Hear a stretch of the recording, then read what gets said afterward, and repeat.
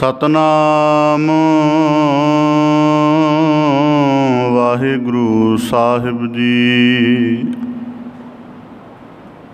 फिरत फिरत प्रभ आया, परया तो सरनाय। नानक की प्रभ बेनती, अपनी भगति लाए।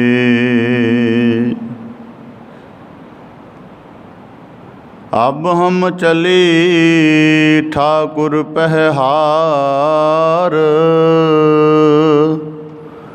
जब हम शरण प्रभु की आई। राख प्रभु पावै मार, ठाकुर तुम शरणाई आया। उतर गयो मेरे मन का संसार, जब ते दर्शन पाया। सतगुर आयो शरण तुहारी, मिलै सुख नाम हर सुहबा। चिंता लाहे हमारी, बेसुमार अथाह अगनत तोलै। जो बुलावो त्यो नानक दास बोले। देता दियो पिंड सब तेरा, तू अंतरजामी पुरख भगवान।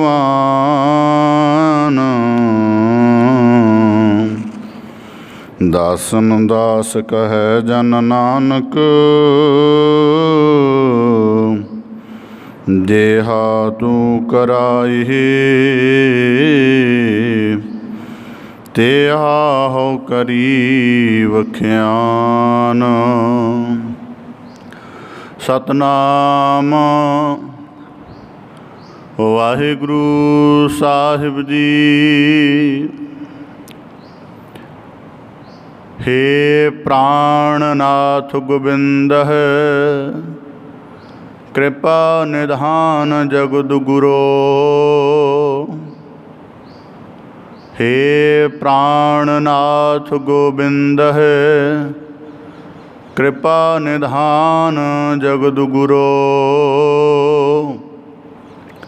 हे संसार ताप हरण है, करुणा मैं सब दुख हरो। हे शरण जोग दयाल है, दीनानाथ मया करो। शरीर स्वस्थ क्षीण समय, सिमरंत नानक राम दामोदर माधव है।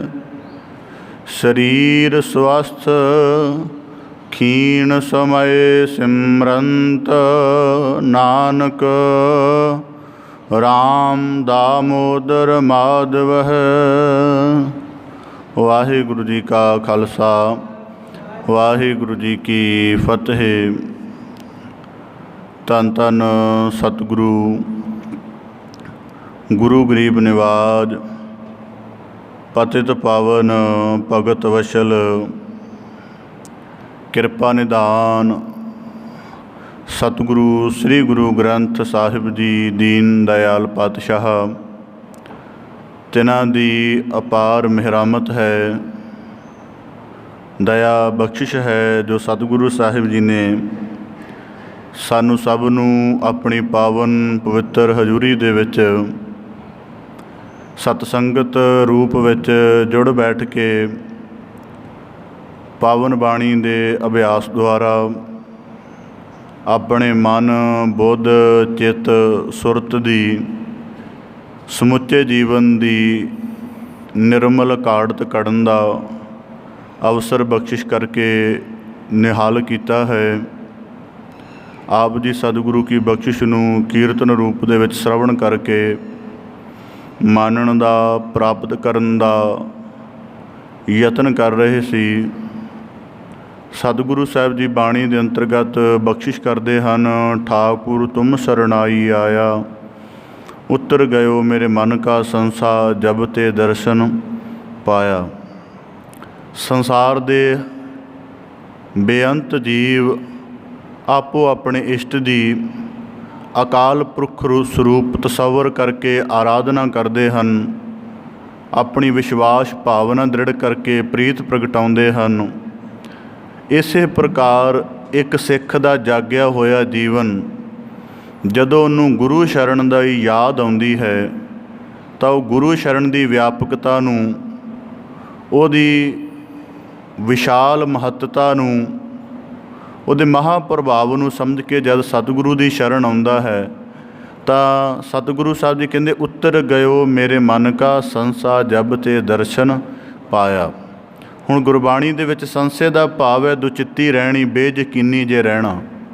ਤਾਂ ਸਭ ਭਾਈ ਗੁਰਦਾਸ ਸਾਹਿਬ ਜੀ ਆਖਦੇ ਹਨ, ਸੰਸਾ ਇਹ ਸੰਸਾਰ ਹੈ, ਜਨਮ ਮਰਨ ਵਿੱਚ ਦੁੱਖ ਸੁਭਾਇਆ। ਸੰਸਾ ਸਭ ਤੋਂ ਵੱਡਾ ਇਹੀ ਹੈ ਕਿ ਜਿਹੜਾ ਜਨਮ ਮਰਨ ਦਾ ਕਾਲ ਚੱਕਰ ਸਿਰ ਉੱਪਰ ਬਣਿਆ ਹੋਇਆ ਹੈ, ਅਤੇ ਇਹੀ ਹੈ। ਬਾਕੀ ਹੋਰ ਵੀ ਅਨੇਕਾਂ ਸੰਸੇ ਜੀਵਾਂ ਨੂੰ ਵਿਆਪਦੇ ਹਨ, ਪਰ ਜਿਹੜਾ ਜਾਗੀ ਸੁਰਤ ਵਾਲਾ ਸਿੱਖ ਹੈ ਉਸ ਨੂੰ ਇਹ ਸੰਸਾ ਵਿਆਪਦਾ। ਤਾਂ ਗੁਰੂ ਸਾਹਿਬ ਜੀ ਕਹਿੰਦੇ ਉੱਤਰ ਗਇਓ। ਫਿਰ ਉਤਰਿਆ ਕਿਸ ਪ੍ਰਕਾਰ? ਜਦੋਂ ਸਤਿਗੁਰੂ ਦੀ ਸ਼ਰਨ ਆਇਆ, ਆਪਣਾ ਸੰਸਾ ਪ੍ਰਗਟ ਕੀਤਾ ਕਿ ਇਹ ਜੀਵਨ ਦੇ ਵਿੱਚ ਇੱਕ ਭੈ ਬਣਿਆ। ਫਿਰ ਸ਼ਬਦ ਵਿਚਾਰ ਨਾਲ ਜੁੜਿਆ। ਫਿਰ ਸ਼ਬਦ ਵਿਚਾਰ ਦੀ ਜਦੋਂ ਗਹਿਰਾਈ ਦੇ ਤਲ 'ਤੇ ਸ਼ਬਦ ਦਾ ਅਭਿਆਸ ਕਰਦਿਆਂ ਗਿਆ, ਜਦੋਂ ਗੁਰੂ ਕੇ ਸ਼ਬਦ ਦਾ ਅੰਤਰ ਹਿਰਦੇ ਦੇ ਅੰਦਰ ਪ੍ਰਕਾਸ਼ ਹੋਇਆ, ਅਤੇ ਜਿਸ ਅਗਿਆਨ ਅਵਿਦਿਆ ਭਰਮ ਕਰਕੇ ਉਹ ਸੰਸੇ ਮਨ ਅੰਦਰ ਬਣੇ ਸਨ, ਉਹ ਸਹਿਜੇ ਹੀ ਦੂਰ ਹੋ ਗਏ। ਤਾਂ ਇਸੇ ਪ੍ਰਕਾਰ ਗੁਰੂ ਸਾਹਿਬ ਜੀ ਕਹਿੰਦੇ, ਉੱਤਰ ਗਇਓ ਮੇਰੇ ਮਨ ਕਾ ਸੰਸਾ, ਜਬ ਤੇ ਦਰਸ਼ਨ ਪਾਇਆ। ਕਿਉਂਕਿ ਜੀਵਨ ਵਿੱਚ ਵਿਚਰਦੇ ਹਾਂ, ਰੋਜ਼ਾਨਾ ਮਨ ਦੀਆਂ ਅਨੇਕਾਂ ਵੇਦਨਾਵਾਂ, ਮਨ ਦੇ ਬੜੇ ਭਾਵ ਬਣਦੇ ਹਨ। ਅਤੇ ਫਿਰ ਜਿਹੜਾ ਵਿਸ਼ਵਾਸ ਭਾਵ ਦੇ ਵਿੱਚ ਜੀਵਨ ਵਾਲਾ ਸਿੱਖ ਹੈ, ਉਹ ਆਪਣੀ ਵੇਦਨਾ, ਆਪਣੀ ਅਰਦਾਸ, ਆਪਣੀ ਜੋ ਵੀ ਅੰਤਰ ਮਨ ਦੀ ਵਿਥਿਆ ਹੈ, ਉਹ ਸਤਿਗੁਰੂ ਦੇ ਚਰਨਾਂ ਨਾਲ ਸਾਂਝੀ ਕਰਕੇ ਸਤਿਗੁਰੂ ਦੇ ਉਪਦੇਸ਼ ਦਾ ਪਾਤਰ ਬਣ ਕੇ ਫਿਰ ਆਪਣੇ ਜੀਵਨ ਨੂੰ ਹੌਲੀ ਹੌਲੀ ਸਾਧਦਾ ਚੱਲਿਆ ਜਾਂਦਾ। ਸਤਿਗੁਰੂ ਕਿਰਪਾ ਕਰਨ, ਐਸੀ ਸਾਧਨਾ, ਐਸਾ ਨਿਰਮਲ ਕਰਮ ਸਾਡਾ ਸਾਰਿਆਂ ਦਾ ਬਣਿਆ ਰਹੇ। ਲੜੀਵਾਰ ਗੁਰ ਸ਼ਬਦ ਵਿਚਾਰ ਨਾਲ ਜੁੜਨ ਦਾ ਯਤਨ ਕਰੀਏ ਜੀ। ਸ਼ਬਦ ਵਿਚਾਰ ਪ੍ਰਾਰੰਭ ਕਰਨ ਤੋਂ ਪਹਿਲਾਂ ਬੜੇ ਅਦਬ ਸਹਿਤ ਉਚਾਰਨ ਕਰੋ ਜੀ। ਸਤਨਾਮ ਸ੍ਰੀ ਵਾਹਿਗੁਰੂ। ਹੇ ਪ੍ਰਾਣਨਾਥ ਗੋਬਿੰਦ ਹੈ, ਕਿਰਪਾ ਨਿਧਾਨ ਜਗਤ ਗੁਰੂ। ਧੰਨ ਸਤਿਗੁਰੂ ਸ੍ਰੀ ਗੁਰੂ ਅਰਜਨ ਦੇਵ ਸਾਹਿਬ ਜੀ, ਤਿਨਾਂ ਦੀ ਪਾਵਨ ਮੁਬਾਰਕ ਰਸਨਾ ਤੋਂ ਉਚਾਰਨ ਬਾਣੀ ਸ਼ਲੋਕ ਸਹਿਸਕ੍ਰਿਤੀ ਦੇ ਲੜੀਵਾਰ ਸ਼ਲੋਕਾਂ ਦੀ ਆਪ ਜੀ ਵਿਆਖਿਆ ਸ਼ਰਵਣ ਕਰਨ ਦਾ ਨਿਰਮਲ ਉਦਮ ਯਤਨ ਕਰ ਰਹੇ ਹੋ। ਧੰਨ ਸਤਿਗੁਰੂ ਗੁਰੂ ਅਰਜਨ ਸਾਹਿਬ ਜੀ ਨੇ ਪਾਵਨ ਬਾਣੀ ਦੀ ਵਿਆਖਿਆ ਦੇ ਅੰਤਰਗਤ ਸਾਨੂੰ ਲੜੀਵਾਰ ਬਾਣੀ ਦੇ ਵਿੱਚੋਂ ਪਹਿਲੇ ਸ਼ਲੋਕਾਂ ਦੇ ਵਿੱਚ ਪੰਜਾਂ ਵਿਕਾਰਾਂ ਦੀ ਬਾਬਤ, ਉਹਨਾਂ ਦੇ ਕਾਰਨ, ਲੱਛਣ, ਪ੍ਰਭਾਵ ਅਤੇ ਫਿਰ ਇੱਕ ਮਨੁੱਖੀ ਜੀਵਨ ਕਿਵੇਂ ਇਹਨਾਂ ਦੀਆਂ ਵਿਕਾਰਾਂ ਦੀ ਮਾਰ ਦੇ ਵਿੱਚ ਸਾਰਾ ਜੀਵਨ ਅਧੀਨ ਰਹਿ ਕੇ ਬੀਤਦਾ ਹੈ, ਇਸ ਸਾਰੇ ਦਾ ਜ਼ਿਕਰ ਸਾਨੂੰ ਗੁਰੂ ਸਾਹਿਬ ਜੀ ਨੇ ਬੜੇ ਵਿਸਥਾਰ ਦੇ ਨਾਲ ਪਿਛਲੇ 5 ਸ਼ਲੋਕਾਂ ਦੇ ਵਿੱਚ ਗੁਰੂ ਸਾਹਿਬ ਜੀ ਨੇ ਬਖਸ਼ਿਸ਼ ਕਰਕੇ ਨਵਾਜਿਆ ਹੈ। ਹੁਣ ਇਹ ਹੈ ਜੀਵਨ ਦੀ ਪਹਿਲੀ ਅਵਸਥਾ ਦਾ ਗਿਆਨ ਕਿ ਹੁਣ ਉਦਾਹਰਨ ਦੇ ਤੌਰ 'ਤੇ ਸਤ ਸੰਗਤ ਵਿੱਚ ਆਇਆ ਮਨੁੱਖ ਗੁਰੂ ਸ਼ਬਦ ਦੀ ਵਿਚਾਰ ਨੂੰ ਸ਼ਰਵਣ ਕਰਕੇ ਉਹਦੀ ਦ੍ਰਿਸ਼ਟੀ ਇੰਨੀ ਬਾਰੀਕ ਹੋ ਗਈ ਹੈ, ਉਹਦੇ ਕੋਲੋਂ ਹੁਣ ਬਾਹਰੀ ਦੁਸ਼ਮਣਾਂ ਦੀ ਗਿਣਤੀ ਕਰਨ ਦੇ ਲਈ ਕੋਈ ਸੰਖਿਆ ਹੀ ਨਹੀਂ ਬਚੀ ਹੈ। ਭਾਵ ਕਿ ਬਾਹਰੀ ਦੁਸ਼ਮਣ ਉਹਦੇ ਲਈ ਕੋਈ ਵੱਡੇ ਮਾਇਨੇ ਨਹੀਂ ਰੱਖਦੇ। ਉਹਨੂੰ ਜਦ ਅੰਦਰ ਸੁਚੇਤ ਹੋਇਆ ਤਾਂ ਉਹਨੂੰ ਪਤਾ ਲੱਗਿਆ ਕਿ ਪਹਿਲਾਂ ਸਾਰਾ ਕੁਝ ਅੰਦਰ ਵਿਆਪਤ ਹੈ ਮਾਇਆ ਦੇ ਪ੍ਰਭਾਵ ਕਰਕੇ, ਵਿਕਾਰਾਂ ਦੇ ਰੂਪ ਵਿੱਚ, ਅਤੇ ਫਿਰ ਬਾਹਰ ਉਹਦੇ ਲੱਛਣ ਪ੍ਰਗਟ ਹੁੰਦੇ ਹਨ। ਤਾਂ ਜਦੋਂ ਬਾਹਰ ਪ੍ਰਗਟ ਹੁੰਦੇ ਹਨ ਫਿਰ ਪਤਾ ਲੱਗਦਾ ਹੈ। ਤਾਂ ਇਸੇ ਪ੍ਰਕਾਰ ਜਦੋਂ ਹੁਣ ਇਹ ਗੁਰਸਿੱਖ ਜਦੋਂ ਸ਼ਬਦ ਵਿਚਾਰ ਨਾਲ ਜੁੜਿਆ, ਉਹਦਾ ਅੰਤਰ ਮਨ ਜਾਗ ਗਿਆ। ਫਿਰ ਉਹਨੇ ਆਪਣੇ ਜੀਵਨ ਦੇ ਵਿੱਚ ਗਹਿਰੀ ਝਾਤ ਮਾਰੀ ਕਿ ਕਿਵੇਂ ਕਿਵੇਂ ਵਿਕਾਰਾਂ ਦਾ, ਕਾਮ, ਕ੍ਰੋਧ, ਲੋਭ, ਮੋਹ, ਅਹੰਕਾਰ ਦਾ ਪ੍ਰਭਾਵ ਮੇਰੇ ਜੀਵਨ ਨੂੰ ਪਲ ਦਲ ਪਲ, ਹਰ ਪਲ ਆਪਣੀ ਗਿਰਫਤ ਦੇ ਵਿੱਚ, ਆਪਣੀ ਜਕੜਨਾਂ ਦੇ ਵਿੱਚ ਰੱਖਦਾ ਹੈ, ਆਪਣੇ ਅਧੀਨ ਰੱਖਦਾ ਹੈ। ਅਤੇ ਇਹਨਾਂ ਪੰਜਾਂ ਦੀ ਮਾਰ ਨਿੱਤ ਮੇਰੇ ਸਿਰ ਪੈਂਦੀ ਹੈ। ਜਦੋਂ ਗੁਰਸਿੱਖ ਇਸ ਤਲ 'ਤੇ ਜਾਗਦਾ ਹੈ, ਫਿਰ ਉਹ ਇਹ ਵੀ ਜਾਣ ਲੈਂਦਾ ਹੈ ਕਿ ਇਹ ਵਿਕਾਰ ਇੰਨੇ ਮਹਾਬਲੀ ਹਨ, ਕਿਉਂਕਿ ਗੁਰੂ ਸਾਹਿਬ ਜੀ ਨੇ ਦੇਖੋ ਹਰੇਕ ਵਿਕਾਰ ਦੇ ਸੰਬੰਧ ਵਿੱਚ ਇੱਕ ਖਾਸ ਲਫ਼ਜ਼ ਪ੍ਰਯੋਗ ਕੀਤਾ ਹੈ। ਹੇ ਅਜਿੱਤ, ਮੋਹ ਦੇ ਸੰਬੰਧ ਦੇ ਵਿੱਚ, ਹੇ ਕਾਮੰ, ਕਾਹਦੇ ਕਰਕੇ ਨਰਕ ਵਿਸਰਾਮੰ, ਭਾਵ ਤੇਰੇ ਅਧੀਨ ਹੋਣ ਕਰਕੇ ਭਟਕਣਾ ਪੈਂਦਾ ਹੈ। ਤਾਂ ਇਸੇ ਪ੍ਰਕਾਰ ਹੁਣ ਜਦੋਂ ਪੰਜਾਂ ਵਿਕਾਰਾਂ ਬਾਬਤ ਮਨੁੱਖ ਸੁਚੇਤ ਹੋ ਗਿਆ ਹੈ, ਇਹਨਾਂ ਦੇ ਪ੍ਰਭਾਵ ਨੂੰ ਵੀ ਬੜੀ ਬਾਰੀਕੀ ਦੇ ਨਾਲ ਜਾਣ ਲਿਆ, ਤਾਂ ਫਿਰ ਜੀਵ ਪੁੱਛੇਗਾ ਕਿ ਸਤਿਗੁਰੂ ਸਾਹਿਬ ਜੀ, ਆਪਣੀ ਅਕਲ ਕਰਕੇ ਤਾਂ ਇਹਨਾਂ ਤੋਂ ਛੁੱਟਿਆ ਨਹੀਂ ਜਾਂਦਾ। ਦੁਨੀਆ ਦਾ ਪੜ੍ਹਿਆ ਲਿਖਿਆ ਇਨਸਾਨ ਵੀ ਪੰਜਾਂ ਵਿਕਾਰਾਂ ਦੇ ਅਧੀਨ ਰਹਿੰਦਾ ਹੈ। ਸੰਸਾਰ ਦੇ ਵਿੱਚ ਗਿਆਨ ਦੀ ਵਾਰਤਾ ਦੀ ਗੱਲ ਕਰਨ ਵਾਲੇ ਵੀ ਪੰਜਾਂ ਦੀ ਗ੍ਰਿਫਤ ਵਿੱਚ ਫਸ ਜਾਂਦੇ ਹਨ। ਫਿਰ ਇਹਨਾਂ ਤੋਂ ਛੁਟਕਾਰਾ ਕਿਸ ਵਿਧ ਹੋਵੇ। ਹੁਣ ਅਸੀਂ ਆਮ ਕਰਕੇ ਸੰਸਾਰ ਵਿੱਚ ਜਦ ਕੋਈ ਮਸਲਾ ਬਣਦਾ, ਕੋਈ ਵਿਵਾਦ ਬਣਦਾ, ਝਗੜਾ ਬਣਦਾ, ਤਾਂ ਸਾਡੇ ਕੋਲ ਇਹੀ ਹੁੰਦੀ ਨਾ ਕਿ ਇਹਦੀ ਬਹੁਤ ਗਹਿਰ ਵਿਚਾਰ ਕਰੋ, ਇਹਦੀਆਂ ਸਾਰੀਆਂ ਪਰਤਾਂ ਫੋਲੋ, ਫਿਰ ਉਹਨਾਂ ਪਰਤਾਂ ਦਾ ਕੱਲੀ ਕੱਲੀ ਦਾ ਵਿਸ਼ਲੇਸ਼ਣ ਕਰੋ ਅਤੇ ਫਿਰ ਉਹਦਾ ਸਾਂਝਾ ਵਿਸ਼ਲੇਸ਼ਣ ਕਰੋ। ਫਿਰ ਕਿਸੇ ਹੱਲ, 2-3 ਹੱਲ ਨਜ਼ਰ ਆਉਣਗੇ, ਉਹਨਾਂ ਵਿੱਚੋਂ ਇੱਕ ਹੱਲ ਅਪਣਾ ਲਵਾਂਗੇ। ਆਮ ਕਰਕੇ ਸੰਸਾਰ ਦੇ ਵਿੱਚ ਅਸੀਂ ਐਸਾ ਹੀ ਕਰਦੇ ਹਾਂ, ਪਰ ਵਿਕਾਰਾਂ ਦੇ ਸੰਬੰਧ ਵਿੱਚ ਨਹੀਂ ਹੈ। ਇਹਨਾਂ ਦਾ ਆਪਣਾ ਇੱਕ ਇਸ ਤਰ੍ਹਾਂ ਦਾ ਪ੍ਰਭਾਵ ਹੈ। ਉਦਾਹਰਨ ਦੇ ਤੌਰ 'ਤੇ ਕਹਿੰਦੇ ਕਿ ਕੋਈ ਮਹਾਤਮਾ ਦਾ ਸਿੱਖ ਸੇਵਕ ਸੀ ਅਤੇ ਉਹਨੇ 40-45 ਸਾਲ ਮਹਾਤਮਾ ਦੇ ਕੋਲ ਰਹਿ ਕੇ ਸਾਧਨਾ ਕੀਤੀ। ਉਹਦੇ ਜੀਵਨ ਦੇ 40-45 ਸਾਲਾਂ ਦੇ ਵਿੱਚ ਉਹਨੇ ਕੋਈ ਵਿਕਾਰਾਂ ਦਾ ਪ੍ਰਭਾਵ ਨਹੀਂ ਦੇਖਿਆ। ਇੱਕ ਦਿਨ ਉਹਦਾ ਉਹ ਚੇਲਾ ਜਿਹਦੀ ਉਹਨੇ ਸਾਧਨਾ ਕਰਵਾਈ ਸੀ, ਉਹ ਕਹਿਣ ਲੱਗਾ ਆਪਣੇ ਮੁਰਸ਼ਿਦ ਨੂੰ ਕਿ ਤੁਹਾਡੇ ਕੋਲ ਰਹਿ ਕੇ ਮੈਂ 40 ਸਾਲ ਸਾਧਨਾ ਕੀਤੀ ਹੈ, ਕਾਮ, ਕ੍ਰੋਧ, ਵਿਕਾਰ ਦੇ ਭਾਵ ਨੇ ਮੈਨੂੰ ਜਰਾ ਜਿੰਨਾ ਵੀ ਮੇਰੇ ਅੰਦਰ ਨਹੀਂ ਆਏ। ਸ਼ੁਰੂਆਤ 'ਚ ਆਉਂਦੇ ਰਹੇ, ਪਰ ਹੁਣ ਤਾਂ ਬਿਲਕੁਲ ਮਨ ਖਾਲੀ ਹੋ ਗਿਆ। ਕੀ ਮੈਂ ਤੁਹਾਨੂੰ ਛੱਡ ਕੇ ਹੁਣ ਕਿਤੇ ਹੋਰ ਰਹਿ ਸਕਦਾ, ਭਾਵ ਕਿ ਇਕੱਲਾ ਕਿਤੇ ਜਾ ਸਕਦਾ? ਮਹਾਤਮਾ ਕਹਿੰਦਾ ਜ਼ਰੂਰ ਜਾ ਸਕਦਾ ਹੈ, ਪਰ ਮੈਨੂੰ ਡਰ ਹੈ ਕਿ ਕਿਤੇ ਵਿਕਾਰ ਤੈਨੂੰ ਦੁਬਾਰਾ ਨਾ ਵਿਆਪਣ।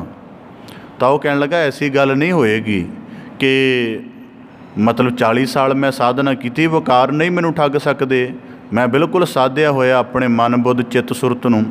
ਤਾਂ ਉਹ ਮਹਾਤਮਾ ਕਹਿਣ ਲੱਗਾ ਠੀਕ ਹੈ, ਚਲਿਆ ਜਾ। ਜਦ ਚਲਾ ਗਿਆ, ਥੋੜ੍ਹੇ ਸਮੇਂ ਬਾਅਦ ਮਹਾਤਮਾ ਦੇ ਮਨ 'ਚ ਆਇਆ ਕਿ ਨਗਰਾਂ ਦਾ ਭ੍ਰਮਣ ਕੀਤਾ ਜਾਵੇ। ਤਾਂ ਜਦੋਂ ਨਗਰਾਂ ਦਾ ਭ੍ਰਮਣ ਕਰਦਾ ਗਿਆ ਤਾਂ ਆਪਣੇ ਚੇਲੇ ਬਾਰੇ ਉਹਨੂੰ ਪਤਾ ਸੀ। ਇੱਕ ਨਗਰ ਦੇ ਵਿੱਚ ਗਿਆ, ਉੱਥੇ ਇੱਕ ਇਨਸਾਨ ਦੀ ਚਰਚਾ ਹੋਵੇ ਕਿ ਉਹ ਬੜਾ ਭੈੜੇ ਕਰਮਾਂ ਵਾਲਾ ਹੈ। ਜਦੋਂ ਉਹਨੇ ਮਹਾਤਮਾ ਨੇ ਨਾਂ ਪੁੱਛਿਆ ਤਾਂ ਪਤਾ ਲੱਗਿਆ ਕਿ ਇਹ ਤਾਂ ਉਹੀ ਜਿਸ ਨੇ 40 ਸਾਲ ਰਹਿ ਕੇ ਮੇਰੇ ਕੋਲੋਂ ਸਾਧਨਾ ਕੀਤੀ, ਅਤੇ ਅੱਜ ਇਹਦੀ ਚਰਚਾ ਇਸ ਤਰ੍ਹਾਂ ਹੋ ਰਹੀ ਹੈ। ਬੜਾ ਦੁਖੀ ਹੋਇਆ, ਪਰ ਫਿਰ ਵੀ ਕਿਉਂਕਿ ਪੂਰਨ ਪੁਰਖ ਸੀ, ਆਪਣੇ ਉਸ ਚੇਲੇ ਕੋਲ ਗਿਆ। ਤਾਂ ਜਾ ਕੇ ਜਦੋਂ ਉਹਦੇ ਜੀਵਨ ਦੀ ਹਾਲਤ ਦੇਖੀ, ਉਹਨੂੰ ਬੜਾ ਤਰਸ ਆਇਆ। ਉਹਨੇ ਇੱਕੋ ਪ੍ਰਸ਼ਨ ਕੀਤਾ ਅਤੇ ਕਹਿਣ ਲੱਗਾ ਕਿ ਤੇਰੀ ਹਾਲਤ ਕਿਸ ਪ੍ਰਕਾਰ ਹੋਈ। ਮਤਲਬ ਜਦੋਂ ਉਹ ਮਿਲਿਆ ਤਾਂ ਉਸ ਚੇਲੇ ਨੂੰ ਸ਼ਰਮਸਾਰ ਹੋ ਗਿਆ। ਤਾਂ ਉਹਨੇ ਇੱਕੋ ਚੇਲੇ ਨੇ ਪ੍ਰਸ਼ਨ ਕੀਤਾ ਆਪਣੇ ਪੂਰਨ ਪੁਰਖ ਨੂੰ ਕਿ ਮੈਂ 40 ਸਾਲ ਸਾਧਨਾ ਕੀਤੀ, ਮੇਰੀ ਕੀਤੀ ਹੋਈ ਸਾਧਨਾ ਇਸ ਨਗਰ ਦੇ ਵਿੱਚ ਪ੍ਰਵੇਸ਼ ਕਰਦਿਆਂ 1 ਮਹੀਨੇ ਦੇ ਵਿੱਚ ਹੀ ਤਬਾਹ ਹੋ ਗਈ, ਭਾਵ ਕਿ ਕਾਮ ਦੀ ਵਾਸਨਾ ਦੇ ਵਿੱਚ ਪ੍ਰਵਿਰਤ ਹੋ ਗਿਆ। ਸਾਧਨਾ ਕਮਜ਼ੋਰ ਸੀ ਕਿ ਜਾਂ ਕੁਝ ਹੋਰ ਪੱਖ ਕਮਜ਼ੋਰ ਸੀ, ਮੈਨੂੰ ਇਹ ਜਵਾਬ ਦਿਓ। ਉਹਨੇ ਆਪਣੇ ਮੁਰਸ਼ਿਦ ਨੂੰ ਪੁੱਛਿਆ। ਕਹਿਣ ਲੱਗਾ ਨਾ ਸਾਧਨਾ ਕਮਜ਼ੋਰ ਹੈ, ਨਾ ਤੂੰ ਕਮਜ਼ੋਰ ਹੈ, ਗੱਲ ਕੋਈ ਵੀ ਨਹੀਂ ਹੈ। ਗੱਲ ਸਿਰਫ ਇਤਨੀ ਕੀ ਹੈ ਕਿ ਜਦੋਂ ਵਿਕਾਰਾਂ ਦੇ ਪ੍ਰਭਾਵ ਨੂੰ ਜਿੱਤਣਾ ਹੋਵੇ, ਤੂੰ ਇਹਨਾਂ ਦਾ ਦਮਨ ਕਰਨਾ ਚਾਹਿਆ, ਮੈਂ ਤੈਨੂੰ ਸਹਿਜ ਬ੍ਰਿਤੀ ਸਿਖਾਉਂਦਾ ਰਿਹਾ। ਸਹਿਜ ਬ੍ਰਿਤੀ ਦਾ ਭਾਵ ਇਹ ਸੀ ਕਿ ਇਹਨਾਂ ਨੂੰ ਤੂੰ ਇਉਂ ਸਮਝ ਲੈਣਾ ਕਿ ਮੈਂ ਇਹਨਾਂ ਨੂੰ ਮਾਰ ਲਿਆ। ਦਰਅਸਲ ਮਾਰਨਾ ਨਹੀਂ, ਇਹਨਾਂ ਨੂੰ ਸ਼ੁੱਧ ਕਰਨਾ ਸੀ, ਕਿਉਂਕਿ ਇਹ ਜ਼ਹਿਰ ਹੈ, ਜ਼ਹਿਰ ਵੀ ਸ਼ੁੱਧ ਹੋ ਜਾਂਦੀ ਹੈ। ਇਹੀ ਵਿਕਾਰ ਜੇ ਸ਼ੁੱਧ ਹੋ ਜਾਣ ਤਾਂ ਜੀਵਨ ਦਾ ਸਭ ਤੋਂ ਵੱਡਾ ਜਿਹੜਾ ਆਧਾਰ ਵੀ ਬਣ ਜਾਂਦੇ ਨੇ। ਪਰ ਮੈਨੂੰ ਲੱਗਦਾ ਤੂੰ ਜਿਤਨੀ ਸਾਧਨਾ ਕੀਤੀ ਉਹਦੇ ਵਿੱਚ ਇਹਨਾਂ ਦਾ ਦਮਨ ਕਰਦਾ ਰਿਹਾ। ਦਮਨ ਦਾ ਮਤਲਬ ਹੈ ਗਲਾ ਘੁੱਟ ਦੇਣਾ। ਤਾਂ ਮਹਾਤਮਾ ਕਹਿਣ ਲੱਗਾ ਤੈਨੂੰ ਸਹਿਜ ਦੇ ਵਿੱਚ ਇਹਨਾਂ ਦੀ ਸਾਧਨਾ ਕਰਨੀ ਚਾਹੀਦੀ ਸੀ। ਕਹਿੰਦਾ ਫਿਰ ਇਹ ਨੁਕਤਾ ਤੁਸੀਂ ਦੱਸਿਆ ਕਿਉਂ ਨਹੀਂ? ਕਹਿੰਦਾ ਮੈਂ ਦੱਸਿਆ ਸੀ ਤੈਨੂੰ ਆਰੰਭ ਦੇ ਵਿੱਚ, ਪਰ ਤੈਨੂੰ ਯਾਦ ਨਹੀਂ ਰਿਹਾ। ਤੈਨੂੰ ਜਿਤਨੀ ਕੁ ਸਮਝ ਆਈ ਉਹਦੇ ਆਧਾਰ 'ਤੇ ਚੱਲ ਪਿਆ। ਇਹਦਾ ਹੁਣ ਸਰਲ ਜਿਹਾ ਭਾਵ ਰੱਖਣਾ ਹੋਵੇ ਕਿ ਜਦੋਂ ਸਾਨੂੰ ਕਿਸੇ ਵਿਕਾਰ ਦੀ ਸਮਝ ਆ ਜਾਏ ਤਾਂ ਫਿਰ ਉਹਦਾ ਪ੍ਰਭਾਵ ਤਾਂ ਹੁਣ ਸਾਰਾ ਦਿਨ ਜੀਵਨ 'ਚ ਵਿਚਰਦੇ ਹਾਂ, ਕਿਤੇ ਨਾ ਕਿਤੇ ਤਾਂ ਬਣੇਗਾ। ਤਾਂ ਫਿਰ ਕੀ ਕਰਨਾ ਕਿ ਜਦੋਂ ਉਹ ਬਣਦਾ, ਇਸ ਕਰਕੇ ਗੁਰੂ ਸਾਹਿਬ ਜੀ ਨੇ ਕਿਹਾ ਕਿ ਜਗਤ ਵਿੱਚ ਰਹੋ। ਕਿ ਇਹ ਆਪਣੇ ਆਪ 'ਚ ਕਹੀ ਜਾਣਾ ਕਿ ਮੈਂ 5 ਵਿਕਾਰਾਂ ਨੂੰ ਜਿੱਤ ਲਿਆ, ਇਹਦਾ ਤਾਂ ਪਤਾ ਉਦੋਂ ਲੱਗੇਗਾ ਜਦੋਂ ਪਰਿਵਾਰ, ਸਮਾਜ ਜਾਂ ਸੰਸਾਰ ਦੇ ਸੰਗਰਾਮ ਦੇ ਵਿੱਚ ਉਤਰਾਂਗੇ। ਤਾਂ ਇਸੇ ਪ੍ਰਕਾਰ ਹੁਣ ਜਦੋਂ 5 ਵਿਕਾਰਾਂ ਤੋਂ ਇੱਕ ਸਿੱਖ ਜਾਣੂ ਹੋ ਗਿਆ, ਫਿਰ ਉਹ ਸਮਝਦਾ ਕਿ ਅਕਲ ਕਰਕੇ ਵੀ ਇਹਦਾ ਹੱਲ ਹੋਣ ਵਾਲਾ ਨਹੀਂ। ਤਾਂ ਫਿਰ ਉਹ ਗੁਰੂ ਚਰਨਾਂ 'ਚ ਅਰਦਾਸ ਕਰਦਾ, ਫਿਰ ਸਤਿਗੁਰੂ ਸਾਹਿਬ ਜੀ ਇਹਦੇ ਤੋਂ ਛੁੱਟਣ ਦਾ, ਇਹਨਾਂ ਤੋਂ ਬਚਣ ਦਾ ਕੋਈ ਢੰਗ ਵੀ ਹੈ? ਤਾਂ ਅਗਲੇ ਇਸ ਸ਼ਲੋਕ ਦੇ ਵਿੱਚ ਗੁਰੂ ਸਾਹਿਬ ਜੀ ਕਹਿੰਦੇ ਹਾਂ ਬਿਲਕੁਲ ਹੈ। ਜਿੱਥੇ ਅਕਲ ਨਾ ਜਾਵੇ, ਜਿੱਥੇ ਆਪਣਾ ਬਲ ਨਾ ਚੱਲੇ, ਉੱਥੇ ਫਿਰ ਅਕਾਲ ਪੁਰਖ ਦੇ ਸਨਮੁਖ ਪੂਰੀ ਦ੍ਰਿੜ ਭਾਵਨਾ ਦੇ ਨਾਲ, ਸਮਰਪਣ ਭਾਵਨਾ ਦੇ ਨਾਲ ਅਰਦਾਸ ਕੀਤੀ ਜਾਂਦੀ ਹੈ। ਅਤੇ ਉਸ ਅਰਦਾਸ ਸਦਕਾ ਐਸਾ ਬਲ ਮਿਲਦਾ ਹੈ ਕਿ ਜੀਵਨ ਵਿਕਾਰਾਂ ਦੇ ਪ੍ਰਭਾਵ ਤੋਂ, ਇਹਨਾਂ 5 ਦੀ ਭਿਆਨਕ ਮਾਰ ਤੋਂ ਬਚ ਜਾਂਦਾ। ਤਾਂ ਫਿਰ ਗੁਰੂ ਸਾਹਿਬ ਜੀ ਅੱਜ ਦੇ ਸ਼ਲੋਕ ਵਿੱਚ ਅਰਦਾਸ ਦਾ ਉਹ ਢੰਗ ਦੱਸ ਰਹੇ ਹਨ। ਹੇ ਪ੍ਰਾਣਨਾਥ ਗੋਬਿੰਦ ਹੈ, ਕਿਰਪਾ ਨਿਧਾਨ ਜਗਤ ਗੁਰੂ। ਤਾਂ ਸਤਿਗੁਰੂ ਸਾਹਿਬ ਜੀ ਸਭ ਤੋਂ ਪਹਿਲਾਂ ਅਕਾਲ ਪੁਰਖ ਪ੍ਰੀਤਮ ਦੀ ਜਿਹੜੀ ਪਰਮ ਹਸਤੀ ਹੈ, ਉਸ ਨੂੰ ਸਾਡੀ ਸਿਮਰਤੀ ਦੇ ਅੰਦਰ ਚੇਤਾ ਕਰਵਾਉਂਦਿਆਂ ਹੋਇਆਂ ਦ੍ਰਿੜ ਕਰਵਾਉਂਦੇ ਹਨ। ਹੇ ਪ੍ਰਾਣਨਾਥ। ਇਸੇ ਪ੍ਰਕਾਰ ਗੁਰੂ ਸਾਹਿਬ ਜੀ ਕਹਿੰਦੇ ਹੇ ਪ੍ਰਾਣਨਾਥ, ਸਾਡੇ ਪ੍ਰਾਣਾਂ ਦੀ ਪ੍ਰਕਿਰਿਆ ਨੂੰ ਚਲਾਉਣ ਵਾਲੇ ਮਾਲਕ, ਸਾਡੇ ਪ੍ਰਾਣਾਂ ਦੀ ਉਤਪਤੀ, ਪ੍ਰਾਣਾਂ ਦੇ ਸਾਰੇ ਸਿਲਸਿਲੇ ਨੂੰ ਹੱਥ ਕੇ ਰੱਖਣ ਵਾਲੇ ਅਕਾਲ ਪੁਰਖ ਪ੍ਰੀਤਮ। ਹੁਣ ਜਿਵੇਂ ਉਦਾਹਰਨ ਦੇ ਤੌਰ 'ਤੇ ਜਦੋਂ ਅਸੀਂ ਅਕਾਲ ਪੁਰਖ ਨੂੰ ਪ੍ਰਾਣਨਾਥ ਕਹਿ ਦਿੱਤਾ, ਇਹਦਾ ਮਤਲਬ ਜੀਵਨ ਪਹਿਲਾਂ ਬਣਿਆ, ਵਿਕਾਰ ਬਾਅਦ ਦੇ ਵਿੱਚ ਆਏ। ਤਾਂ ਇਸ ਕਰਕੇ ਜੇ ਜੀਵਨ ਉਹਦੇ ਤੋਂ ਬਣਿਆ ਹੈ, ਜੀਵਨ ਦੀ ਸਾਰੀ ਕਿਰਿਆ ਉਹ ਚਲਾਉਣ ਵਾਲਾ, ਤੇ ਫਿਰ ਸਾਡਾ ਇਹ ਵੀ ਵਿਸ਼ਵਾਸ ਪਰਿਪੱਕ ਹੋਣਾ ਚਾਹੀਦਾ ਹੈ ਕਿ ਸਰੀਰ ਵਿੱਚ ਸਵਾਸ ਚੱਲਦੇ ਨੇ ਅਤੇ ਵਿਕਾਰ ਵੀ ਚੱਲਦੇ ਨੇ। ਫਿਰ ਜੀਵਨ ਉਹ ਪੈਦਾ ਕਰਨ ਵਾਲਾ ਹੈ ਅਤੇ ਜੀਵਨ ਦੇ ਵਿੱਚ ਜਿਹੜਾ ਸੰਗਰਾਮ ਵਿੱਚ ਵਿਚਰਨਾ ਹੈ, ਫਿਰ ਉਹਦੇ ਤੋਂ ਰੱਖਿਆ ਕਰਨ ਵਾਲਾ ਵੀ ਉਹੀ ਹੈ। ਜੇ ਉਹ ਸਾਡੇ ਪ੍ਰਾਣਾਂ ਦੀ ਰੱਖਿਆ ਕਰ ਸਕਦਾ, ਭਾਵ ਕਿ ਸਾਨੂੰ ਜੀਵਨ ਦੀਆਂ ਅਨੇਕਾਂ ਵਿਪਤਾਵਾਂ ਤੋਂ ਬਚਾ ਸਕਦਾ ਅਕਾਲ ਪੁਰਖ, ਤਾਂ ਇਹਨਾਂ ਵਿਕਾਰਾਂ ਦੇ ਪ੍ਰਭਾਵ ਤੋਂ ਵੀ ਉਹੀ ਰੱਖਿਆ ਕਰ ਸਕਦਾ। ਤਾਂ ਗੁਰੂ ਸਾਹਿਬ ਜੀ ਕਹਿੰਦੇ ਪਹਿਲਾਂ ਆਪਣਾ ਵਿਸ਼ਵਾਸ ਦ੍ਰਿੜ ਕਰੋ ਕਿ ਹੇ ਪ੍ਰਾਣਨਾਥ, ਆਪਣੀ ਅਰਦਾਸ ਦੇ ਪਹਿਲੇ ਸ਼ਬਦ ਬਣਾਓ ਕਿ ਹੇ ਪ੍ਰਾਣਾ ਆਧਾਰ ਪ੍ਰੀਤਮ, ਤੂੰ ਸਾਨੂੰ ਸਵਾਸਾਂ ਦੀ ਦਾਤ ਦਿੰਦਾ, ਸਾਡਾ ਜੀਵਨ ਚੱਲਦਾ ਹੈ, ਪਰ ਇਸ ਤੋਂ ਅਗਲੀ ਉੱਤਮ ਗਿਆਨ ਦੀ ਵੀ ਇੱਕ ਦਾਤ ਦੇ। ਇਸ ਕਰਕੇ ਸਾਨੂੰ ਸਤਿਗੁਰੂ ਸਾਹਿਬ ਜੀ ਨੇ ਬਾਣੀ 'ਚ ਬਹੁਤ ਜਗ੍ਹਾ ਐਸਾ ਵਿਸ਼ਵਾਸ ਦ੍ਰਿੜ ਕਰਾਇਆ। ਸਤਿਗੁਰੂ ਆਨੰਦ ਸਾਹਿਬ ਦੀ ਬਾਣੀ 'ਚ ਰੋਜ਼ਾਨਾ ਪੜ੍ਹਦੇ ਹਾਂ, ਮਾਤਾ ਕੇ ਅਗਨ ਮੈਂ ਮਾਤਾ ਕੇ ਉਦਰ ਮਹਿ ਪ੍ਰਤਪਾਲ ਕਰੇ, ਸੋ ਕਿਉ ਮਨਹੁ ਵਿਸਾਰੀਐ। ਗੁਰੂ ਸਾਹਿਬ ਜੀ ਕਹਿੰਦੇ ਜਠਰ ਅਗਨੀ ਵਿੱਚ ਤੇਰਾ ਜੀਵਨ ਬਣਦਾ ਹੈ ਨਾ, ਪਰ ਅਕਾਲ ਪੁਰਖ ਉੱਥੇ ਵੀ ਰੱਖਿਆ ਕਰਦਾ ਹੈ। ਜੇ ਉਹ ਜਠਰ ਅਗਨੀ ਤੋਂ ਰੱਖਿਆ ਕਰ ਸਕਦਾ ਹੈ, ਤਾਂ ਜਿਹੜੀਆਂ ਸੰਸਾਰ ਦੀਆਂ ਲਹਿਰਾਂ ਨੇ, ਜਿਹਨੂੰ ਗੁਰਬਾਣੀ 'ਚ ਕਿਹਾ ਪਾਵਕ ਸਾਗਰ ਅਥਾਹ ਲਹਿਰ ਮੈਂ ਤਾਰੋ ਤਾਰਨ ਹਾਰੇ, ਤਾਂ ਗੁਰੂ ਸਾਹਿਬ ਜੀ ਕਹਿੰਦੇ ਉਸ ਸਮੇਂ ਵੀ ਪਰਮੇਸ਼ਰ ਦਾ ਸਿਮਰਨ ਤੇਰਾ ਆਧਾਰ ਬਣਿਆ ਸੀ। ਅਤੇ ਹੁਣ ਜਦੋਂ ਤੇਰਾ ਪ੍ਰਤੱਖ ਜੀਵਨ ਚੱਲ ਰਿਹਾ ਹੈ ਅਤੇ ਵਿਕਾਰਾਂ ਦੀਆਂ ਲਹਿਰਾਂ ਬਾਰ-ਬਾਰ ਤੈਨੂੰ ਪੋਹ ਰਹੀਆਂ ਹਨ, ਤਾਂ ਗੁਰੂ ਸਾਹਿਬ ਜੀ ਕਹਿੰਦੇ ਫਿਰ ਉਹਦੀ ਯਾਦ ਦਾ ਸਹਾਰਾ ਪਕੜ। ਗੁਰਬਾਣੀ 'ਚ ਵਾਕ ਨੇ, ਮੁੱਖ ਤਲੈ ਪੈਰ ਉੱਪਰੈ ਵਸੰਦੋ ਕੁਹਥੜੈ ਥਾਏ, ਨਾਨਕ ਸੋ ਧਣੀ ਕਿਉਂ ਵਿਸਾਰੇ ਉਧਰੈ ਜਿਸਦੈ ਨਾਏ। ਜਾਂ ਗੁਰਬਾਣੀ 'ਚ ਵਾਕ ਹੈ, ਪ੍ਰਤਪਾਲ ਮਾਤਾ ਉਦਰ ਰਾਖੈ ਲਗਨ ਦੇਤ ਨਾ ਸੇਕ, ਸੋਈ ਸੁਆਮੀ ਇਹਾਂ ਰਾਖੈ ਬੂਝ ਬੁੱਧ ਵਿਵੇਕ। ਕਿ ਜੇ ਤੈਨੂੰ ਉਸ ਤਲ 'ਤੇ ਉਹ ਰੱਖਿਆ ਕਰ ਸਕਦਾ ਹੈ, ਅਤੇ ਜੀਵਨ ਦੇ ਇਸ ਤਲ 'ਤੇ ਵੀ ਰੱਖਿਆ ਕਰੇਗੀ। ਗੱਲ ਇਵੇਂ ਹੈ ਕਿ ਤੈਨੂੰ ਪੂਰਨ ਸਮਰਪਣ ਧਾਰਨ ਕਰਨਾ ਪਏਗਾ, ਆਪਣੀ ਅਕਲ ਦਾ ਯਤਨ ਵੀ ਛੱਡਣਾ ਪਏਗਾ। ਜੇ ਆਪਣੀ ਅਕਲ ਹੀ ਯਤਨ ਕਰਨਾ ਹੈ, ਤਾਂ ਉਹ ਵੀ ਗੁਰੂ ਮਿਹਰਾਮਤ ਦੀ ਸ਼ਬਦ ਵਿਚਾਰ ਦੇ ਨੁਕਤੇ ਨੂੰ ਸਮਝ ਕੇ ਕਰਨਾ ਹੈ। ਤਾਂ ਇਸੇ ਪ੍ਰਕਾਰ ਗੁਰੂ ਸਾਹਿਬ ਜੀ ਕਹਿੰਦੇ ਹੇ ਪ੍ਰਾਣਨਾਥ, ਸਾਡੇ ਪ੍ਰਾਣਾਂ ਦੇ ਆਧਾਰ ਪ੍ਰੀਤਮ ਗੋਬਿੰਦ ਹੈ। ਅਤੇ ਪਹਿਲਾਂ ਪ੍ਰਾਣਾਂ ਦੇ ਆਧਾਰ ਹੋ। ਉਹ ਪ੍ਰਾਣਾਂ ਦੇ ਆਧਾਰ ਕਿਸ ਕਰਕੇ ਹੋ? ਕਿ ਆਤਮ ਸਰੂਪ ਕਰਕੇ ਹੋ। ਹੇ ਅਕਾਲ ਪੁਰਖ, ਤੈਨੂੰ ਨਿਰੰਜਨ ਸਰੂਪ ਕਿਹਾ ਜਾਂਦਾ ਹੈ, ਅਤੇ ਤੇਰੀ ਹੀ ਨਿਰੰਜਨੀ ਜੋਤ ਸਾਡੇ ਜੀਵਨ ਦੇ ਵਿੱਚ ਵਿਚਰਦੀ ਹੈ। ਇਸ ਨਿਰੰਜਨੀ ਜੋਤ ਦੇ ਭਾਵ ਨੂੰ ਭੁੱਲ ਕੇ ਜਦੋਂ ਅਸੀਂ ਮਨ ਦੇ ਤਲ 'ਤੇ ਨਿਵਾਣ ਵੱਲ ਚਲੇ ਜਾਂਦੇ ਹਾਂ, ਉਦੋਂ ਵਿਕਾਰ ਪੁੰਦੇ ਹਨ। ਹੁਣ ਉਦਾਹਰਨ ਦੇ ਤੌਰ 'ਤੇ ਸਮੁੰਦਰ ਵਿੱਚ ਵੜਾਂਗੇ ਤਾਂ ਹੀ ਮਗਰਮੱਛ ਹੋਰ ਭਿਆਨਕ ਜੀਵਾਂ ਦਾ ਡਰ ਬਣੇਗਾ। ਜੇ ਸਾਗਰ ਸਮੁੰਦਰ ਦੇ ਵਿੱਚ ਉਤਰਾਂਗੇ ਇਹਨਾਂ 'ਤੇ ਡਰ ਰਹੇਗਾ ਨਹੀਂ। ਤਾਂ ਇਸੇ ਪ੍ਰਕਾਰ ਗੁਰੂ ਸਾਹਿਬ ਜੀ ਗੋਬਿੰਦ ਹੈ ਕਿ ਹੇ ਮਹਾਨਿਰੰਜਨ ਪਰਮੇਸ਼ਰ, ਤੇਰੀ ਹੀ ਜੋਤ, ਤੇਰਾ ਹੀ ਪ੍ਰਕਾਸ਼ ਸਾਡੇ ਜੀਵਨ ਅੰਦਰ ਹੈ, ਤੇਰੇ ਕਰਕੇ ਅਸੀਂ ਉਤਪਤ ਹੋਏ ਹਾਂ। ਤਾਂ ਗੁਰੂ ਸਾਹਿਬ ਜੀ ਕਹਿੰਦੇ ਇਹ ਦੋ ਭਾਵ ਅੱਗੇ ਬਿਨੈ ਕਰਦੇ ਹਨ, ਕਿਰਪਾ ਨਿਧਾਨ। ਹੁਣ ਅਸੀਂ ਸਾਰੇ ਆਪਣੇ ਜੀਵਨ ਦੇ ਵਿੱਚ ਗੁਰੂ ਚਰਨਾਂ ਵਿੱਚ ਅਰਦਾਸ ਕਰਕੇ ਅਕਾਲ ਪੁਰਖ ਦੀ ਕਿਰਪਾ ਨੂੰ ਕਿਸ ਰੂਪ ਵਿੱਚ ਮੰਨਦੇ ਹਾਂ ਕਿ ਸਾਨੂੰ ਦੁਨਿਆਵੀ ਜਿਹੜੇ ਰੁਤਬੇ ਹਨ ਉਹਨਾਂ ਦਾ ਮੁਕਾਮ ਹਾਸਲ ਹੋ ਜਾਵੇ, ਹੋਰ ਜਿਹੜੀਆਂ ਸਾਡੀਆਂ ਸੰਸਾਰਿਕ ਕਾਮਨਾਵਾਂ ਹਨ ਉਹਨਾਂ ਦੀ ਅਰਦਾਸ ਕਰਦੇ ਹਾਂ।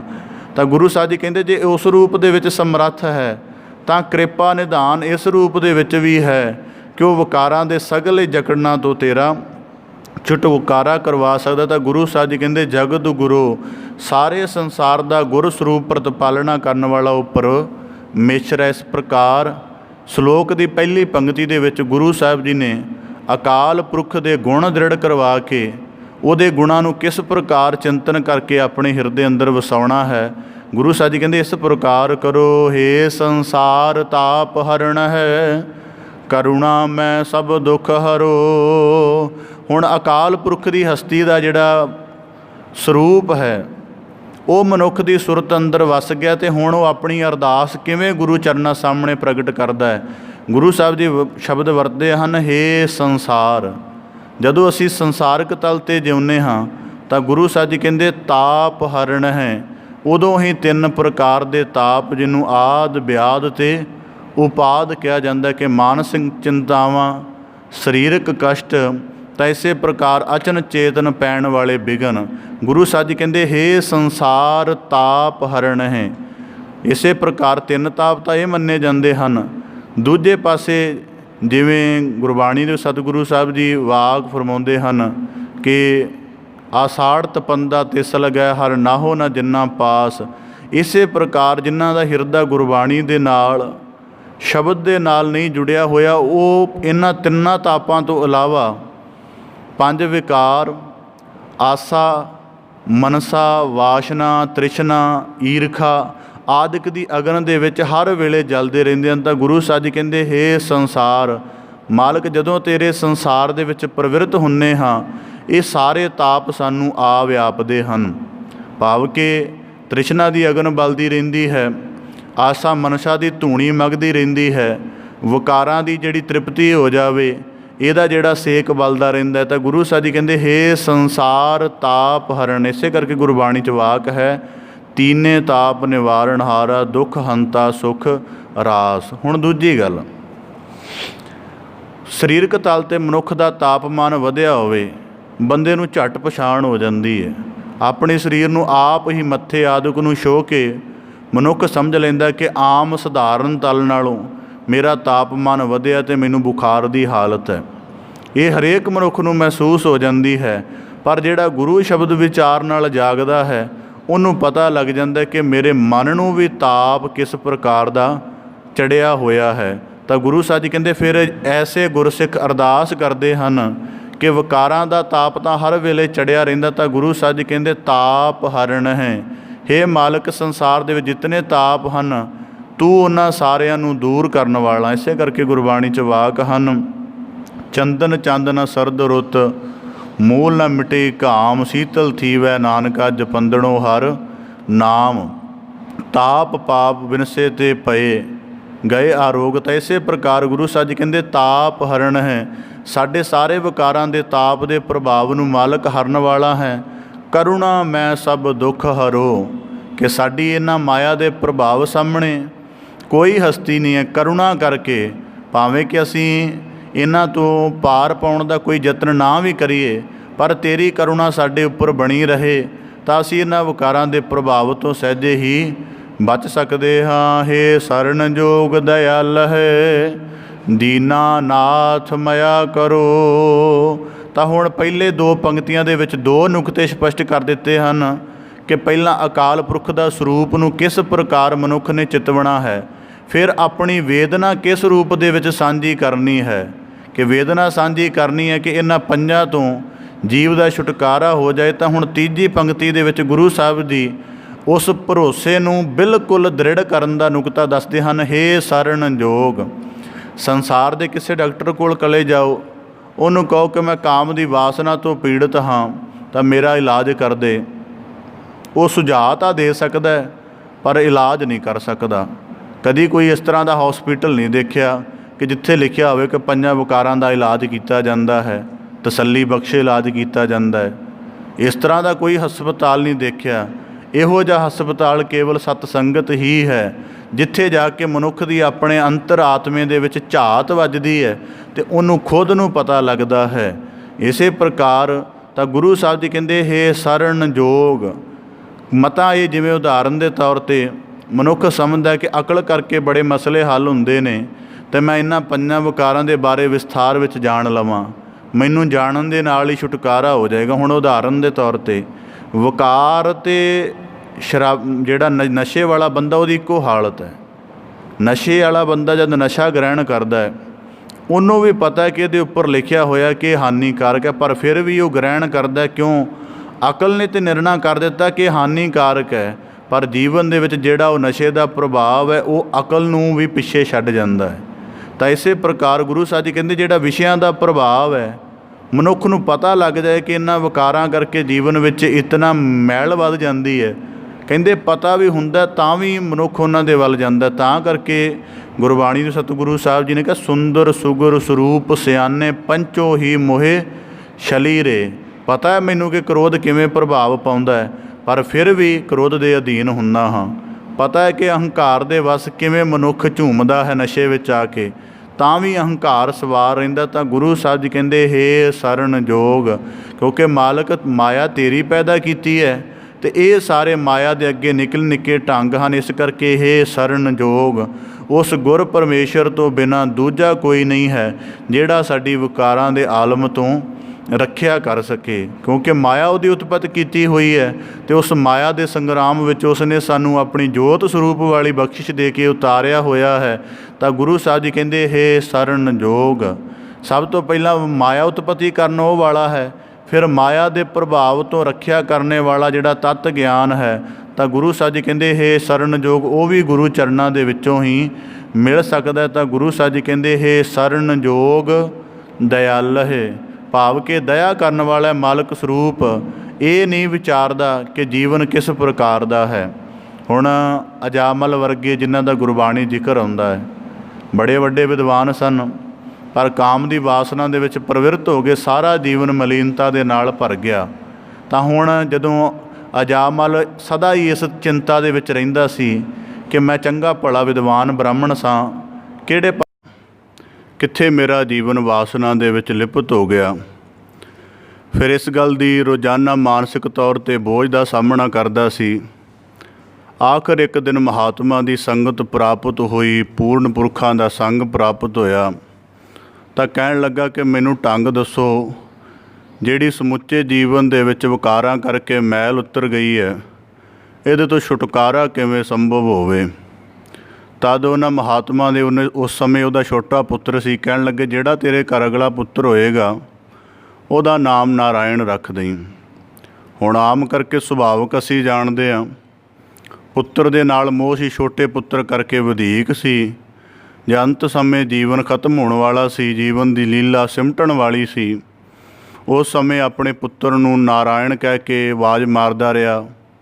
ਪਹਿਲਾਂ ਪੁੱਤਰ ਨਾਰਾਇਣ ਨਾਰਾਇਣ ਕਹਿੰਦਾ ਰਿਹਾ, ਪਰ ਹੌਲੀ ਹੌਲੀ ਕੇਵਲ ਨਾਰਾਇਣ ਰਹਿ ਗਿਆ। ਜਦ ਭਾਵਨਾ ਸ਼ੁੱਧ ਹੋ ਗਈ, ਸਾਰੀ ਵਾਸ਼ਨਾ ਦੀ ਮੈਲ ਹਿਰਦੇ ਅੰਦਰੋਂ ਮਿਟ ਗਈ, ਜੀਵਨ ਸ਼ੁੱਧ ਹੋ ਗਿਆ ਅਤੇ ਮੁਕਤ ਸਰੂਪ ਨੂੰ ਪ੍ਰਾਪਤ ਹੋਇਆ। ਇਸੇ ਪ੍ਰਕਾਰ ਅਜਾਮਲ ਵਰਗਿਆਂ ਦਾ ਵੀ ਉਦਾਰ ਹੋ ਗਿਆ। ਤਾਂ ਗੁਰੂ ਸਾਹਿਬ ਜੀ ਅੱਜ ਦੇ ਸ਼ਲੋਕ ਵਿੱਚ ਬਖਸ਼ਿਸ਼ ਕਰਦੇ ਹਨ, ਹੇ ਸਰਣ ਜੋਗ ਦਇਆਲ ਹੈ, ਕਿ ਭਾਵ ਇੱਕੋ ਇੱਕ ਅਕਾਲ ਪੁਰਖ ਪ੍ਰੀਤਮ ਤੂੰ ਦਇਆਲਤਾ ਧਾਰਨ ਕਰਨ ਵਾਲਾ ਹੈ। ਸੰਸਾਰ ਦੇ ਹਰੇਕ ਦੇਸ਼ ਦੇ ਵਿੱਚ ਕਾਨੂੰਨ ਸਥਾਪਿਤ ਹੈ, ਕਾਨੂੰਨ ਦੇ ਅਨੁਸਾਰ ਸਮਾਜ ਦੇ ਸਾਰੇ ਵਿਧਾਨ ਚਲਾਏ ਜਾਂਦੇ ਹਨ, ਪਰ ਕਿਸੇ ਵੀ ਦੁਨੀਆ ਦੇ ਕਾਨੂੰਨ ਵਿੱਚ ਇਤਨੀ ਸਮਰੱਥਾ ਨਹੀਂ ਕਿ ਉਹ ਮਹਾਂ ਅਵਗੁਣੀ ਮਨੁੱਖ ਨੂੰ, ਮਹਾਂ ਦੋਸ਼ਾਂ ਵਾਲੇ ਮਨੁੱਖ ਨੂੰ ਪੂਰੀ ਤਰ੍ਹਾਂ ਮੁਆਫ ਕਰ ਦੇਵੇ। ਪਰ ਅਕਾਲ ਪੁਰਖ ਦੀ ਦਇਆਲਤਾ ਇਤਨੀ ਵਿਆਪਕ ਹੈ कि वड्डे वड्डे अवगुणी मनुख भी बख्शे जाते हैं। गुरबाणी का पावन वाक है, अकिरत कणानों पालदा प्रभ नानक सद बख्शिंद। इस करके तीजी पंक्ति दे विच सतगुरु साहब जी बख्शिश करते हैं, हे सरन जोग दयाल है पाव के इक्को एक अकाल पुरख प्रीतम मालक है जिहदी शरण जाण दे जोग है। क्योंकि उहदे पास इन्नी करुणा है कि साडे बेअंत अवगुणां नूं कूड़ियारी जीवन के कर्मां नूं बख्शण दे योग है। तो गुरु साहब जी कहते दीना नाथ माया करो साडे दीना उपर। दीना का भाव कि सानू अकाल पुरख अपना बिरध प्रगटा के बार बार खिमा रूप दे विच साडा अंतःकरण शुद्ध करदा है, पर फिर साडी तावना विकारां वल रहिंदी है। तो गुरु साहब जी कहते दीना नाथ माया करो। क्योंकि जिवें असीं उपर पिछले सलोकां दे विच पंजां विकारां बाबत जाणिया है, इसे प्रकार जिवें इन्हां दा प्रभाव है, मनुख अपनी अकली यतन करके कदी भी इन्हां तो नहीं छुट सकदा। तो फिर गुरु साहब जी कहते जिस नाल जोर ना चलई खले कीचै अरदास। फिर जदों कोई ताण ना रह जावे तो जिस अकाल पुरख के सन्मुख अरदास की जाए तो गुरु साहब जी इसे प्रकार बख्शिश करते हैं, शरीर स्वस्थ खीण समय सिमरंत नानक राम दामोदर माधव है। तो हुण गुरु साहब जी ने शब्द वरत्या है शरीर स्वस्थ। शरीर स्वस्थ का भाव की हुंदा कि शरीर दे विच कोई ना रोग होवे। सरीरक करके रोग होण असी खुद उपचार कर लेने हाँ वैदगी द्वारा, कोई औषधि नुस्खा अपना के रोग नूं समाप्त कर लेने हाँ। पर सानूं सतगुरु साहब जी ने उन्हां रोगां तो जाणू कराया जिन्हां दी बाहरी कोई दवा संभव नहीं। इस करके गुरु साहब जी कहते शरीर स्वस्थ। इस गल का समुच्चा भाव यह है कि जदों सानू अपने विकारां संबंधी ज्ञान हुंदा है, फिर जदों उन्हां दी साधना करन दे लई गुरु शब्द का ओट आसरा लैने हाँ, तो गुरु साहब जी कहते शरीर स्वस्थ। फिर इहदे करके विकारां दे भाव खीण हुंदे हन। सरीरक तौर पर तो मनुख स्वस्थ हुंदा ही हुंदा है। जद मन बिल्कुल शुद्ध स्वरूप हो जाए, ना उहदे अंदर काम की वासना रहे, ना लोभ की वृत्ति रहे, ना अहंकार का मद रहे, तो गुरु साहब जी कहते शरीर स्वस्थ मालक भाव कि जदों मेरा जीवन निरोग होवे उदों भी खीण समय ते जिवें जिवें हौली हौली जीवन सिमटदा है उदों भी मेरे जीवन के अंदर सिमरंत नानक राम दामोदर माधव है। तो गुरु साहब जी कहते समुच्चा जीवन पर यही अरदास बनी रहे। गुरबाणी दे विच सतगुरु साहब जी ने बार बार सानू ऐसे भाव दृढ़ करवाए हैं, काम क्रोध अर लोभ मोह बिन सजाए अहमेव, नानक प्रभ शरणागति कर प्रसाद गुरुदेव, काम क्रोध लोभ झूठ निंदा इन ते आप छडावो। भाव के विकारां तो रखिया करने वाला इक्को एक परमेश्वर समर्थ आप है। तो गुरु साहब जी कहते नानक राम दामोदर माधव है। दामोदर का भाव कि जेड़ा जिस प्रकार साडे विकारां दी फाही नूं अपनी जात दे बल दे नाल तोड़ देण वाला है। माधव का भाव जो माया का पति परमेश्वर है। सो इस श्लोक दे विच भाव समुचे भाव विच गुरु साहब जी बख्शिश करते हैं कि इसे प्रकार जदों ये विकार अरदास के बल नाल शुद्ध हो जाते हैं तो यही विकार फिर शुद्ध स्वरूप हो जाते हैं।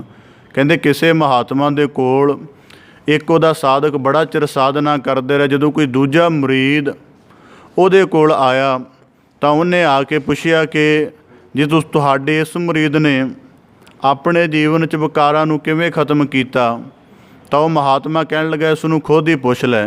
तो वह कहण लगा कि तुसीं किस तरह साधना करके अपने जीवन चों विकारां दा प्रभाव पूरी तरह खत्म कर लिया। तो जदों उन्हें ये प्रश्न पुछया तो वह पहला मुरीद कहण लगा किहड़े विकार कदों आए, किहो जिहा उन्हां दा रूप है। भाव के जदों गुरु शब्द की विचार नाल मनुख इन्हां विकारां नूं शुद्ध कर लैंदा ते इन्हां विकारां दा भाव फिर शुद्ध रूप हो के जीवन दे विच वरतदा है। तो इसे प्रकार जदों संत दे अंदर काम शुद्ध हो जाता है तो वो काम की प्रवृत्ति संसारियां अंदर होवे तो औलाद पैदा करन दी जां भोगां दी इच्छा पैदा हुंदी है। इसे प्रकार काम की शक्ति संसारी दे अंदर संसार मुखी हो जाती है तो उही काम की शक्ति नूं संत अपनी समाधि के प्रयोग लई वरतदा ते उहदी सुरत इन्नी उचेरी हो जाती है ਕਿ ਉਹ ਰੱਬੀ ਰੂਪ ਹੋ ਜਾਂਦਾ। ਫਿਰ ਸੰਤ ਦੇ ਅੰਦਰ ਦੂਜੀਆਂ ਕਾਮਨਾਵਾਂ ਭਾਵਨਾ ਦੀ ਬਜਾਏ ਦੋ ਕਾਮਨਾਵਾਂ ਰਹਿ ਜਾਂਦੀਆਂ ਹਨ। ਭਗਤ ਕਬੀਰ ਸਾਹਿਬ ਜੀ ਫਰਮਾਉਂਦੇ ਨੇ, ਕਬੀਰ ਸੇਵਾ ਕੋ ਦੋਏ ਭਲੇ, ਏਕ ਸੰਤ ਇੱਕ ਰਾਮ, ਰਾਮ ਜੋ ਦਾਤਾ ਮੁਕਤ ਕੋ ਸੰਤ ਜਪਾਵੈ ਨਾਮ। ਫਿਰ ਸੰਤ ਦੀ ਕਾਮਨਾ ਕੀ ਹੋ ਜਾਂਦੀ ਹੈ ਕਿ ਸਮੁੱਚੇ ਸੰਸਾਰ ਨੂੰ ਬੰਦਗੀ ਦਾ ਰਸਤਾ ਦਿਖਾਇਆ ਜਾਏ, ਸਮੁੱਚੇ ਸੰਸਾਰ ਨੂੰ ਪਰਉਪਕਾਰ ਦੀ ਭਾਵਨਾ ਦੇ ਨਾਲ ਨਿਹਾਲ ਕੀਤਾ ਜਾਵੇ। ਇਹ ਸੰਤ ਦੇ ਅੰਦਰ ਸ਼ੁੱਧ ਹੋਇਆ ਕਾਮ ਇਸ ਪ੍ਰਕਾਰ ਪ੍ਰਵਾਹ ਹੁੰਦਾ ਹੈ। ਹੁਣ ਇਸੇ ਪ੍ਰਕਾਰ ਜਦੋਂ ਸੰਤ ਦੇ ਅੰਦਰ ਕ੍ਰੋਧ ਪ੍ਰਵਾਹ ਸ਼ੁੱਧ ਹੁੰਦਾ ਹੈ ਤੇ ਉਹ ਵੀਰ ਰਸ ਦਾ ਨਿਰਮਾਣ ਬਣ ਜਾਂਦਾ ਹੈ। ਭਾਵ ਕਿ ਜਦੋਂ ਸੰਤ ਦੀ ਆਪਣੀ ਹਸਤੀ ਦਾ ਅਪਮਾਨ ਹੋਵੇ ਤਾਂ ਉਹ ਕਿਸੇ ਪ੍ਰਕਾਰ ਕਰਕੇ ਨਰਾਦਰੀ ਨਹੀਂ ਜਾਣਦਾ, ਕਿਸੇ ਪ੍ਰਕਾਰ ਕਰਕੇ ਚਿੰਤਤ ਨਹੀਂ ਹੁੰਦਾ। ਪਰ ਜਦ ਕੋਈ ਅਵਗੁਣਾਂ ਦੇ ਵਿੱਚ ਰਤਿਆ ਹੋਇਆ ਮਨੁੱਖ ਮਾਲਕ ਦੀ ਖਲਕਤ ਨੂੰ ਨੁਕਸਾਨ ਪਹੁੰਚਾਵੇ, ਉਹਦੇ ਉੱਪਰ ਕੂੜਿਆਰੀ ਗੁਨਾਹ ਕਰਕੇ ਜ਼ਬਰ ਜ਼ੁਲਮ ਅਤਿਆਚਾਰ ਕਰੇ, ਤਾਂ ਫਿਰ ਸੰਤ ਦਾ ਜਿਹੜਾ ਸ਼ੁੱਧ ਹੋਇਆ ਕ੍ਰੋਧ ਹੈ ਉਹ ਵੀਰ ਰਸ ਬਣਦਾ। ਪਰ ਇਹ ਵੀਰ ਰਸ ਵੈਰ ਵਿੱਚ ਨਹੀਂ ਹੁੰਦਾ, ਫਿਰ ਵੀ ਨਿਰਵੈਰ ਹੀ ਰਹਿੰਦਾ ਹੈ। ਅਤੇ ਇਸ ਕਰਕੇ ਅਵਗੁਣਾਂ ਦੀ ਕਾਣ ਨੂੰ ਮੇਟਣ ਦੇ ਲਈ ਸੰਤ ਦਾ ਸ਼ੁੱਧ ਹੋਇਆ ਕ੍ਰੋਧ ਇਸ ਪ੍ਰਕਾਰ ਵਰਤਦਾ ਹੈ। ਸੰਤ ਦੇ ਅੰਦਰ ਜਿਹੜੀ ਮੋਹ ਦੀ ਭਾਵਨਾ ਸ਼ੁੱਧ ਹੁੰਦੀ ਹੈ ਉਹ ਇਸ ਪ੍ਰਕਾਰ ਹੁੰਦੀ ਹੈ ਕਿ ਉਹ ਸਾਰੇ ਸੰਸਾਰ ਦੇ ਸਗਲ ਪਦਾਰਥਾਂ ਨੂੰ ਛੱਡ ਕੇ ਕੇਵਲ ਇੱਕੋ ਇੱਕ ਨਿਰੰਕਾਰ ਦੀ ਸ਼ਰਨ ਨੂੰ ਗ੍ਰਹਿਣ ਕਰਦਾ ਹੈ। ਅਤੇ ਸੰਤ ਦੇ ਅੰਦਰ ਜਦ ਲੋਭ ਸ਼ੁੱਧ ਹੁੰਦਾ ਹੈ, ਹੁਣ ਜਿਵੇਂ ਲੋਭੀ ਜੀਵ ਹੁੰਦੇ ਨੇ, ਹਰ ਵੇਲੇ ਹੀ ਭਾਵਨਾ ਬਣੀ ਰਹਿੰਦੀ ਹੈ ਕਿ ਵੱਧ ਤੋਂ ਵੱਧ ਪਦਾਰਥ ਸੰਚਿਤ ਕਰ ਲਈਏ। ਅਤੇ ਜਦੋਂ ਲੋਭ ਦਾ ਭਾਵ ਸੰਤ ਦੇ ਅੰਦਰ ਸ਼ੁੱਧ ਹੋ ਜਾਂਦਾ ਹੈ, ਫਿਰ ਹਰ ਵੇਲੇ ਪਰਮੇਸ਼ਰ ਦੇ ਗੁਣਾਂ ਦਾ ਚਿੰਤਨ, ਬਾਰ-ਬਾਰ ਉਹਦੀ ਸਿਫਤ ਸਲਾਹ ਕਰਕੇ ਆਪਣੇ ਜੀਵਨ ਨੂੰ ਉਹਦੀ ਪਰਮ ਯਾਦ ਦੇ ਆਨੰਦ ਵਿੱਚ, ਰਸ ਵਿੱਚ ਡੁਬੋਈ ਰੱਖਣਾ, ਇਹ ਸੰਤ ਦੀ ਲੋਭ ਦੀ ਸ਼ੁੱਧ ਭਾਵਨਾ ਹੁੰਦੀ ਹੈ। ਅਤੇ ਇਸੇ ਪ੍ਰਕਾਰ ਜਦ ਸੰਤ ਅੰਦਰ ਹੰਕਾਰ ਸ਼ੁੱਧ ਹੁੰਦਾ ਹੈ ਤਾਂ ਉਸ ਕਰਕੇ ਫਿਰ ਕੀ ਹੁੰਦਾ ਹੈ ਕਿ ਸੰਤ ਕਿਸੇ ਦੀ ਹਸਤੀ ਦਾ ਵੀ ਮਾਣ ਭੰਗ ਨਹੀਂ ਹੋਣ ਦਿੰਦਾ। ਉਹ ਸਾਰਿਆਂ ਜੀਵਾਂ ਦਾ ਸਮਾਨ ਅਦਬ ਕਰਦਾ ਹੈ, ਕਿਉਂਕਿ ਉਹਨੂੰ ਪਤਾ ਹੈ ਕਿ ਹਰੇਕ ਦੇ ਅੰਦਰ ਮਾਲਕ ਵਿਦਮਾਨ ਹੈ। ਤਾਂ ਇਸ ਪ੍ਰਕਾਰ ਗੁਰੂ ਸਾਹਿਬ ਜੀ ਸਾਨੂੰ ਬਖਸ਼ਿਸ਼ ਕਰਦੇ ਹਨ, ਸਿਮਰੰਤ ਨਾਨਕ ਰਾਮ ਦਾਮੋਦਰ ਮਾਧਵ ਹੈ, ਸਦਾ ਪਰਮੇਸ਼ਰ ਦੇ ਗੁਣਾਂ ਦਾ ਚਿੰਤਨ ਕਰੋ। ਹੁਣ ਮਨੁੱਖ ਪੁੱਛੇਗਾ ਕਿ ਕਿਸੇ ਦੂਜੇ ਦੇ ਗੁਣਾਂ ਦਾ ਚਿੰਤਨ ਕਰਨਾ ਹੈ ਤਾਂ ਅਸੀਂ ਕਿਵੇਂ ਸ਼ੁੱਧ ਹੋ ਜਾਵਾਂਗੇ, ਦੂਜੇ ਦੇ ਗੁਣਾਂ ਦੀ ਗੱਲ ਕਰਾਂਗੇ। ਦਰਅਸਲ ਜਦੋਂ ਅਸੀਂ ਆਪਣੇ ਪਰਮ ਸਰੂਪ ਅਕਾਲ ਪੁਰਖ ਦੇ ਗੁਣਾਂ ਨੂੰ ਵਾਚਦੇ ਹਾਂ ਤਾਂ ਸਾਨੂੰ ਇੱਕ ਗੁਣ ਨਜ਼ਰੀ ਆਉਂਦਾ, ਗੁਰਬਾਣੀ ਵਿੱਚ ਰੋਜ਼ਾਨਾ ਪੜ੍ਹਦੇ ਹਾਂ, ਐਸਾ ਨਾਮ ਨਿਰੰਜਨ ਹੋਏ। ਭਾਵ ਕਿ ਉਹ ਪਰਮੇਸ਼ਰ ਜਿਹਨੂੰ ਮਾਇਆ ਦੀ ਕੋਈ ਮੈਲ ਨਹੀਂ ਪਾਉਂਦੀ।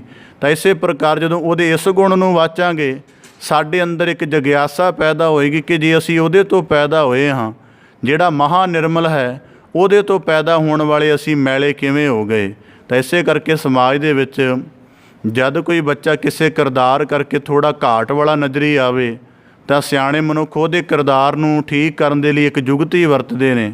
ਉਹ ਆਖਦੇ ਨੇ ਕਿ ਆਪਣੇ ਪਿਤਾ ਵੱਲ ਦੇਖ, ਤੇਰਾ ਪਿਤਾ ਤਾਂ ਇਹੋ ਜਿਹਾ ਇਨਸਾਨ ਨਹੀਂ ਹੈ। ਭਾਵ ਕਿ ਉਹ ਚੰਗੇ ਸ਼ੁਭ ਗੁਣਾਂ ਦਾ, ਚੰਗੇ ਕਿਰਦਾਰ ਦਾ ਮਾਲਕ ਹੈ। ਅਤੇ ਇਸੇ ਪ੍ਰਕਾਰ ਗੁਰੂ ਸਾਹਿਬ ਜੀ ਕਹਿੰਦੇ ਅਕਾਲ ਪੁਰਖ ਦੇ ਗੁਣਾਂ ਦਾ ਚਿੰਤਨ ਕਰੋ ਤਾਂ ਕਿ ਸਾਨੂੰ ਸੋਝੀ ਆਵੇ ਕਿ ਜਿਹਦੇ ਤੋਂ ਪੈਦਾ ਹੋਏ ਹਾਂ, ਜੇ ਉਹਦੇ ਵਿੱਚ ਕੋਈ ਮੈਲ ਨਹੀਂ ਹੈ ਅਤੇ ਉਹਦੇ ਤੋਂ ਪੈਦਾ ਹੋਣ ਵਾਲੇ ਸਾਡੇ ਜੀਵਾਂ ਦੇ ਜੀਵਨ ਵਿੱਚ ਕਿਸ ਪ੍ਰਕਾਰ ਵਿਕਾਰਾਂ ਦੀ ਮੈਲ ਆ ਗਈ। ਤਾਂ ਇਸ ਪ੍ਰਕਾਰ ਗੁਰੂ ਸਾਹਿਬ ਜੀ ਬਖਸ਼ਿਸ਼ ਕਰਦੇ ਹਨ, ਚਰਨ ਕਮਲ ਸਰਣੰ ਰਮਣੰ ਗੋਪਾਲ ਕੀਰਤਨਹ। ਤਾਂ ਗੁਰੂ ਸਾਹਿਬ ਜੀ ਕਹਿੰਦੇ ਇਹਨਾਂ ਵਿਕਾਰਾਂ ਤੋਂ ਛੁਟਕਣ ਦੇ ਕੁਝ ਢੰਗ ਵੀ ਹਨ।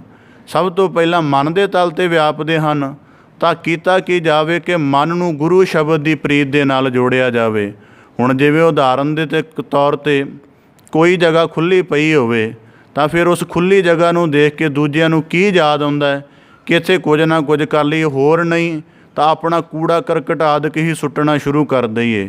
ਤਾਂ ਇਸੇ ਪ੍ਰਕਾਰ ਗੁਰੂ ਸਾਹਿਬ ਜੀ ਕਹਿੰਦੇ ਜਦ ਮਨ ਖਾਲੀ ਰਹਿੰਦਾ ਹੈ ਤਾਂ ਫਿਰ ਅੰਦਰ ਵਿਕਾਰਾਂ ਦਾ ਦਖਲ ਵਧਣਾ ਸ਼ੁਰੂ ਹੋ ਜਾਂਦਾ। ਇਸ ਕਰਕੇ ਕੀ ਕਰੋ ਕਿ ਸਦਾ ਇਹਨੂੰ ਗੁਰੂ ਸ਼ਬਦ ਦੀ ਪ੍ਰੀਤ ਨਾਲ ਜੋੜ ਦਿਓ। ਹਰ ਵੇਲੇ ਸ਼ਬਦ ਦੀ ਆਰਾਧਨਾ, ਸ਼ਬਦ ਦਾ ਚਿੰਤਨ ਕਰਦੇ ਰਹੋ ਤਾਂ ਕਿ ਵਿਕਾਰਾਂ ਦਾ ਫੁਰਨਾ ਆਏਗਾ ਹੀ ਨਹੀਂ। ਤਾਂ ਗੁਰੂ ਸਾਹਿਬ ਜੀ ਕਹਿੰਦੇ ਰਮਣੰ ਗੋਪਾਲ ਕੀਰਤਨਹ। ਹੁਣ ਸਾਰੇ ਜੀਵਨ ਦੇ ਵਿੱਚ ਅਸੀਂ ਦੇਖਣ ਦਾ, ਸੁਣਨ ਦਾ, ਮਹਿਸੂਸ ਕਰਨ ਦਾ ਪ੍ਰਯੋਗ ਕਰਦੇ ਰਹਿੰਦੇ ਹਾਂ। ਤਾਂ ਗੁਰੂ ਸਾਹਿਬ ਜੀ ਕਹਿੰਦੇ ਅਗਰ ਕੁਝ ਗਾਵਣਾ ਹੈ, ਅਕਾਲ ਪੁਰਖ ਦੇ ਗੁਣਾਂ ਦਾ ਚਿੰਤਨ ਕਰੋ। ਅਗਰ ਕੋਈ ਮਨਨ ਕਰਨਾ ਹੈ, ਚਿੰਤਨ ਕਰਨਾ ਹੈ ਤਾਂ ਉਹ ਪਰਮੇਸ਼ਰ ਦੇ ਕਿਰਪਾਲੂ ਸਰੂਪ ਦਾ ਕਰੋ। ਤਾਂ ਗੁਰੂ ਸਾਹਿਬ ਜੀ ਕਹਿੰਦੇ ਰਮਣੰ ਗੋਪਾਲ ਕੀਰਤਨਹ ਸਾਧ ਸੰਗੇਣ ਤਰਣੰ ਨਾਨਕ ਮਹਾਸਾਗਰ ਪੈ ਦੁਤਰਹ। ਤਾਂ ਇਸੇ ਪ੍ਰਕਾਰ ਗੁਰੂ ਸਾਹਿਬ ਜੀ ਕਹਿੰਦੇ ਸਾਧ ਸੰਗੇਣ ਤਰਣੰ, ਕੇਵਲ ਵਿਕਾਰਾਂ ਦੇ ਬਾਬਤ ਜਾਣ ਲੈਣ ਦੇ ਨਾਲ ਹੀ ਇਹਨਾਂ ਦੇ ਪ੍ਰਭਾਵ ਤੋਂ ਖਲਾਸੀ ਨਹੀਂ ਹੋਣ ਵਾਲੀ। ਗੁਰੂ ਸਾਹਿਬ ਜੀ ਕਹਿੰਦੇ ਸਾਧ ਸੰਗੇਣ ਤਰਣੰ, ਰੋਜ਼ਾਨਾ ਸਤ ਸੰਗਤ ਦੇ ਵਿੱਚ ਪ੍ਰੀਤ ਕਰਕੇ, ਕਿਉਂਕਿ ਮਨ ਦੇ ਅੰਦਰ ਗੁਰੂ ਸ਼ਬਦ ਦੀ ਪ੍ਰੀਤ ਤਾਂ ਪਰਿਪੱਕ ਹੋਏਗੀ ਜੇ ਰੋਜ਼ਾਨਾ ਗੁਰੂ ਸ਼ਬਦ ਨਾਲ ਜੁੜਾਂਗੇ। ਤਾਂ ਗੁਰੂ ਸਾਹਿਬ ਜੀ ਕਹਿੰਦੇ ਮਹਾ ਸਾਗਰ ਪੈ ਦੁਤਰੇ, ਤੇ ਸਾਧ ਸੰਗਤ ਵਿਕਾਰਾਂ ਦੇ ਜਿਹੜਾ ਸੰਸਾਰ ਵਾਸ਼ਨਾਵਾਂ ਦੀਆਂ ਵਿਕਾਰਾਂ ਦੀਆਂ ਲਹਿਰਾਂ ਦੇ ਨਾਲ ਭਰਿਆ ਹੋਇਆ ਅੱਗ ਦੇ ਸਮੁੰਦਰ ਵਾਂਗ ਹੈ। ਗੁਰੂ ਸਾਹਿਬ ਜੀ ਕਹਿੰਦੇ ਨਾ ਤਰੇ ਜਾਣ ਵਾਲੇ ਤੋਂ ਸਾਧ ਸੰਗਤ ਵੀ ਮਨੁੱਖ ਦਾ ਛੁਟਕਾਰਾ ਕਰਵਾ ਦਿੰਦੀ। ਇਸ ਗੱਲ ਨੂੰ ਭਾਵ ਦ੍ਰਿੜ ਹੋ ਜਾਵੇ। ਇੱਕ ਪ੍ਰਮਾਣ ਆਪ ਦੇ ਸਨਮੁਖ ਰੱਖਾਂ। ਕਹਿੰਦੇ ਦੋ ਮਿੱਤਰ ਸਨ, ਦੋਵੇਂ ਆਪਸ ਦੇ ਵਿੱਚ ਬੜਾ ਸਨੇਹ ਸੀ। ਇੱਕ ਰੋਜ਼ਾਨਾ ਸਤ ਸੰਗਤ ਵਾਲੇ ਪਾਸੇ ਜਾਇਆ ਕਰੇ, ਇੱਕ ਮਾੜੇ ਕਰਮ ਵਾਲੇ ਬੁਰੀ ਸੰਗਤ ਵਾਲੇ ਪਾਸੇ ਜਾਇਆ ਕਰੇ। ਬੜਾ ਸਮਾਂ ਇਵੇਂ ਬਤੀਤ ਹੁੰਦਾ ਗਿਆ। ਇੱਕ ਦਿਨ ਜਿਹੜਾ ਮਿੱਤਰ ਗਲਤ ਸੰਗਤ ਵਾਲੇ ਪਾਸੇ ਜਾਂਦਾ ਸੀ, ਉਹਨੂੰ ਰਸਤੇ ਵਿੱਚ ਸੋਨੇ ਦੀ ਮੋਹਰ ਮਿਲੀ, ਬੜਾ ਖੁਸ਼ ਹੋਇਆ। ਜਿਹੜਾ ਸਤ ਸੰਗਤ ਵਿੱਚ ਜਾਂਦਾ ਸੀ, ਰੋਜ਼ਾਨਾ ਸਤ ਸੰਗਤ ਵਿੱਚ ਜਾਇਆ ਕਰੇ, ਇਸ ਇੱਕ ਦਿਨ ਜਾ ਰਿਹਾ, ਪੈਰ ਦੇ ਵਿੱਚ ਇੰਨੀ ਭਾਰੀ ਸੂਲ ਚੁਭੀ, ਬੜਾ ਦਰਦ ਹੋਇਆ, ਸਤ ਸੰਗਤ ਵਿੱਚ ਨਾ ਜਾ ਸਕਿਆ, ਵਾਪਸ ਮੁੜ ਆਏ। ਜਦੋਂ ਦੋਵੇਂ ਸ਼ਾਮ ਨੂੰ ਇਕੱਠੇ ਹੋਏ ਤਾਂ ਜਿਹੜਾ ਗਲਤ ਪਾਸੇ ਜਾਂਦਾ ਸੀ ਕਹਿੰਦਾ ਤੈਨੂੰ ਮਿਲ ਗਿਆ ਨਾ ਸਿਲਾ ਸਤ ਸੰਗਤ ਵਾਲੇ ਪਾਸੇ ਜਾਣ ਦਾ, ਤੇਰੇ ਪੈਰ ਦੇ ਵਿੱਚ ਸੂਲ ਚੁਭੀ ਹੈ, ਇੱਧਰ ਮੇਰੇ ਵੱਲ ਦੇਖ, ਗਲਤ ਕਰਮ ਵਾਲੇ ਪਾਸੇ ਜਾਨਾ ਹਾਂ, ਸੋਨੇ ਦੀ ਮੋਹਰ ਮਿਲੀ ਹੈ। ਉਹ ਸਤਸੰਗੀ ਮਨੁੱਖ ਜਿਹੜਾ ਸਤ ਸੰਗਤ ਪਾਸੇ ਜਾਂਦਾ, ਉਹ ਮਿੱਤਰ ਬੜਾ ਨਿਰਾਸ਼ ਹੋਇਆ ਕਿ ਚੰਗੇ ਨਿਰਮਲ ਕਰਮ ਕਰਦਾ ਸਜ਼ਾ ਹੀ ਮਿਲ ਰਹੀ ਹੈ। ਉਹਦੇ ਅੰਦਰ ਇੱਕ ਦੁਬਿਧਾ ਬਣ ਗਈ ਕਿ ਮੇਰਾ ਇੱਕ ਨਿਰਮਲ ਕਰਮ ਦੁੱਖਾਂ ਦਾ ਭਾਗੀ ਕਿਉਂ ਬਣਦਾ ਜਾ ਰਿਹਾ ਹੈ। ਫਿਰ ਜਿਸ ਮਹਾਤਮਾਵਾਂ ਦੀ ਉਹ ਸੰਗਤ ਕਰਨ ਜਾਂਦਾ ਸੀ, ਉਹਨਾਂ ਦੇ ਕੋਲ ਚਲੇ ਗਏ ਦੁਬਿਧਾ ਦੇ ਨਿਵਾਰਨ ਦੇ ਲਈ। ਤਾਂ ਮਹਾਤਮਾ ਕਹਿਣ ਲੱਗੇ ਹੁਣੇ ਤੁਹਾਡੀ ਦੁਬਿਧਾ ਦਾ ਨਿਵਾਰਨ ਕਰ ਦਿਆਂਗੇ ਕਿ ਇਹਨੂੰ ਉਲਟ ਪਾਸੇ ਜਾਂਦਿਆਂ ਗਲਤ ਕਰਮ ਕਰਦਿਆਂ ਵੀ ਸੋਨੇ ਦੀ ਮੋਹਰ ਮਿਲੀ ਹੈ, ਤੈਨੂੰ ਨਿਰਮਲ ਕਰਮ ਕਰਦਿਆਂ ਸਤ ਸੰਗਤ ਵੱਲ ਆਪਣਾ ਯਤਨ ਰੱਖਦਿਆਂ ਹੋਇਆਂ ਵੀ ਸੂਲ ਚੁਭੀ ਇਹਦਾ ਹੁਣੇ ਨਿਰਣਾ ਕਰ ਦਿਆਂਗੇ। ਜਦੋਂ ਕਹਿੰਦੇ ਮੋਹਰ ਜਿੱਥੋਂ ਮਿਲੀ ਉੱਥੇ ਜਾ ਕੇ ਦੇਖਿਆ ਜਾਵੇ, ਜਦ ਉੱਥੇ ਦੇਖਿਆ ਤਾਂ ਉਹ ਗਾਗਰ ਆਦਿਕ ਜਿਹਦੇ ਨਾਲ ਉਹਦਾ ਪੈਰ ਟਕਰਾਇਆ ਸੀ, ਉਹਨੂੰ ਪੁੱਟਿਆ ਗਿਆ ਅਤੇ ਸਮੁੱਚੀਆਂ ਜਿਹੜੀਆਂ ਮੋਹਰਾਂ ਆਦਿਕ ਸਨ ਉਹ ਕਾਲੀਆਂ ਹੋਈਆਂ ਪਈਆਂ ਸਨ, ਸੁਆਹ ਆਦਿਕ ਵਰਗੀਆਂ। ਤਾਂ ਮਹਾਤਮਾ ਕਹਿਣ ਲੱਗਾ ਕਿ ਤੇਰੇ ਕਰਮ ਪਹਿਲਾਂ ਸ਼ੁੱਧ ਰੂਪ ਦੇ ਵਿੱਚ ਬੜੇ ਨਿਰਮਲ ਸਨ, ਸੋਨੇ ਦੀਆਂ ਮੋਹਰਾਂ ਵਰਗੇ ਸਨ। ਰੋਜ਼ਾਨਾ ਮਾੜੀ ਸੰਗਤ ਦੇ ਵਿੱਚ ਜਾਣ ਕਰਕੇ ਤੇਰੇ ਸਮੁੱਚੇ ਕਰਮ ਨਾਸ਼ ਹੋ ਗਏ ਨੇ, ਤਾਂ ਇੱਕੋ ਮੋਹਰ ਸੋਨੇ ਦੀ ਬਚੀ ਹੈ। ਅਤੇ ਉਹਨੇ ਤੈਨੂੰ ਸੰਕੇਤ ਕੀਤਾ ਕਿ ਹੁਣ ਤੇਰਾ ਕੇਵਲ ਇੱਕੋ ਸ਼ੁੱਧ ਕਰਮ ਹੈ, ਜੇ ਇਹ ਨਾ ਬਚਿਆ ਤਾਂ ਤੇਰਾ ਸਮੁੱਚਾ ਜੀਵਨ ਜਿਹੜਾ ਹੈ ਨਸ਼ਟ ਹੋ ਜਾਵੇਗਾ, ਮਾਇਆ ਦੇ ਪ੍ਰਭਾਵ 'ਚ ਖਤਮ ਹੋ ਜਾਵੇਗਾ। ਤਾਂ ਇਸ ਕਰਕੇ ਇਹ ਮੋਹਰ ਤੈਨੂੰ ਕੋਈ ਲਾਭ ਲਈ ਨਹੀਂ ਮਿਲੀ, ਤੈਨੂੰ ਯਾਦ ਕਰਵਾਉਣ ਲਈ ਮਿਲੀ ਹੈ। ਅਤੇ ਕਹਿੰਦਾ ਫਿਰ ਸੂਲ ਕਿਉਂ ਚੁਭੀ? ਜਿਹਨੂੰ ਸੂਲ ਚੁਭੀ ਸੀ ਤਾਂ ਉਹ ਕਹਿਣ ਲੱਗਾ ਕਿ ਜਿਸ ਰਸਤੇ ਦੇ ਥਾਣੀ ਤੂੰ ਹੋ ਕੇ ਆਉਣਾ ਸੀ, ਉੱਥੇ ਰਸਤੇ ਵਿੱਚ ਬਲੀ ਕਰਕੇ ਕਿਸੇ ਨਾ ਕਿਸੇ ਮਨੁੱਖ ਨੂੰ ਸੂਲੀ 'ਤੇ ਚਾੜ੍ਹਿਆ ਜਾਣਾ ਸੀ, ਅਤੇ ਸ਼ਾਮ ਦੇ ਅੰਤਮ ਸਮੇਂ ਸੂਰਜ ਛਿਪਣ ਦੇ ਨਾਲ ਜਿੰਨੇ ਲੰਘਣਾ ਸੀ ਉਹਨੂੰ ਪਕੜ ਲਿਆ ਜਾਣਾ ਸੀ, ਅਤੇ ਤੂੰ ਉਸ ਸਮੇਂ ਸਤ ਸੰਗਤ ਵਿੱਚ ਆਉਣਾ ਸੀ, ਭਾਵ ਕਿ ਸ਼ਾਮ ਦੇ ਸਮੇਂ। ਇਸ ਕਰਕੇ ਤੂੰ ਪਕੜਿਆ ਜਾਣਾ ਸੀ। ਪਰ ਰੋਜ਼ਾਨਾ ਨਿਰਮਲ ਕਰਮ ਕਰਨ ਕਰਕੇ ਤੇਰਾ ਇਹ ਜੀਵਨ ਇੰਨਾ ਕਿਰਪਾ ਵਾਲਾ ਹੋ ਗਿਆ ਕਿ ਉਹ ਸੂਲੀ ਜਿਹੜੀ ਸੀ ਸੂਲ ਬਣ ਗਈ, ਅਤੇ ਇਸ ਕਰਕੇ ਤੇਰਾ ਉਹ ਜਿਹੜਾ ਬਲੀ ਦਾ ਸੰਕਟ ਸੀ ਤੇਰੇ ਸਿਰ ਤੋਂ ਟਲ ਗਿਆ। ਤਾਂ ਗੁਰੂ ਸਾਹਿਬ ਜੀ ਕਹਿੰਦੇ ਸਾਧ ਸੰਗੇਣ ਤਰਣੰ ਨਾਨਕ ਮਹਾਸਾਗਰ ਪੈ ਦੁਤਰਹ, ਭਾਵ ਜਿਹੜਾ ਵਿਕਾਰਾਂ ਵਾਸਨਾਵਾਂ ਦਾ ਲਹਿਰ ਹੁਣ ਜਿਵੇਂ ਸਾਗਰ ਦੇ ਵਿੱਚ ਬੇੜੀ ਠੱਲੀ ਹੋਵੇ ਤਾਂ ਉਤਨਾ ਚਿਰ ਚੱਪੂ ਚਲਾਈਦਾ ਜਿਤਨਾ ਚਿਰ ਉਹ ਪਾਰ ਨਾ ਹੋ ਜਾਵੇ। ਇਸੇ ਪ੍ਰਕਾਰ ਜੀਵਨ ਭਰ, ਕਿਉਂਕਿ ਜੀਵਨ ਅੰਤ ਤੱਕ ਲਹਿਰਾਂ ਦਾ ਵਿਕਾਰਾਂ ਦਾ ਪ੍ਰਭਾਵ ਬਣਿਆ ਰਹਿੰਦਾ। ਤਾਂ ਗੁਰੂ ਸਾਹਿਬ ਜੀ ਕਹਿੰਦੇ ਹਰ ਵੇਲੇ ਪਰਮੇਸ਼ਰ ਦੀ ਆਰਾਧਨਾ ਕਰਦੇ ਰਹੋ, ਤਾਂ ਕਿ ਪਾਵਕ ਸਾਗਰ ਅਥਾਹ ਲਹਿਰ ਮਹਿ ਤਾਰਹੁ ਤਾਰਨਹਾਰੇ, ਤਾਂ ਕਿ ਵਿਕਾਰਾਂ ਦੇ ਸਮੁੱਚੇ ਪ੍ਰਭਾਵ ਤੋਂ ਸਾਡੀ ਰੱਖਿਆ ਹੋ ਸਕੇ। ਇਸ ਪ੍ਰਕਾਰ ਧੰਨ ਸਤਿਗੁਰੂ ਗੁਰੂ ਅਰਜਨ ਦੇਵ ਸਾਹਿਬ ਜੀ ਸਹਿਸਕ੍ਰਿਤੀ ਬਾਣੀ ਦੇ ਸਲੋਕਾਂ ਦੇ ਅੰਤਰਗਤ ਅੱਜ ਵਾਲੇ ਸਲੋਕਾਂ ਵਿੱਚ ਬਖਸ਼ਿਸ਼ ਕਰਦੇ ਹਨ ਕਿ ਵਿਕਾਰਾਂ ਦੇ ਪ੍ਰਭਾਵ ਤੋਂ ਬਚਣ ਦਾ ਇੱਕੋ ਹੀ ਢੰਗ ਹੈ ਕਿ ਆਪਣਾ ਪੂਰਨ ਸਮਰਪਣ ਗੁਰੂ ਸ਼ਬਦ ਦੇ ਸਨਮੁਖ ਕਰਕੇ ਗੁਰੂ ਕੀ ਕਿਰਪਾ ਨੂੰ ਮਾਣਿਆ ਜਾਵੇ। ਸਤਿਗੁਰੂ ਕਿਰਪਾ ਕਰਨ, ਸਾਡੇ ਹਿਰਦਿਆਂ ਵਿੱਚ ਪਾਵਨ ਸਲੋਕਾਂ ਦਾ ਭਾਵ ਵਸ ਜਾਏ, ਸਾਡਾ ਸਾਰਿਆਂ ਦਾ ਇੱਥੇ ਆਇਆ ਸਫਲਾ ਹੋਵੇ। ਗੁਰੂ ਸ਼ਬਦ ਦੀ ਕਮਾਈ ਕਰਕੇ ਸ਼ੁੱਧ ਸਰੂਪ ਵਾਲਾ ਜੀਵਨ ਜਿਉਂ ਕਿ ਮਾਇਆ ਦੇ ਪ੍ਰਭਾਵ ਤੋਂ ਲਿਪਤ ਲੈ ਕੇ ਗੁਰੂ ਕੀ ਕਾਰ ਕਮਾਉਂਦਿਆਂ ਹੋਏ ਆਪਣੇ ਜੀਵਨ ਨੂੰ ਸਫਲ ਕਰਨ ਦਾ ਯਤਨ ਕਰੀਏ ਜੀ। ਪਾਵਨ ਸ਼ਲੋਕਾਂ ਦੀ ਵਿਚਾਰ ਦੀ ਆਪ ਜੀ ਦੇ ਨਾਲ ਸਾਂਝ ਪਾਉਂਦਿਆਂ ਹੋਈਆਂ ਬੇਅੰਤ ਭੁੱਲਾਂ ਦੀ ਖਿਮਾ ਜਾਚਨਾ ਸਤਿਗੁਰੂ ਕਿਰਪਾ ਕਰਨ। ਪਾਵਨ ਸ਼ਲੋਕਾਂ ਦਾ ਭਾਵ ਉਪਦੇਸ਼ ਸਾਡੇ ਸਾਰਿਆਂ ਦੇ ਹਿਰਦੇ ਅੰਦਰ ਵਸ ਜਾਏ। ਸਾਰਿਆਂ ਦਾ ਇੱਥੇ ਆਇਆ ਸਫਲਾ ਹੋਵੇ ਜੀ। ਬੜੇ ਅਦਬ ਸਹਿਤ ਗੱਜ ਕੇ ਫਤਿਹ ਅਰਜ ਕਰੋ ਜੀ। ਵਾਹਿਗੁਰੂ ਜੀ ਕਾ ਖਾਲਸਾ, ਵਾਹਿਗੁਰੂ ਜੀ ਕੀ ਫਤਿਹ।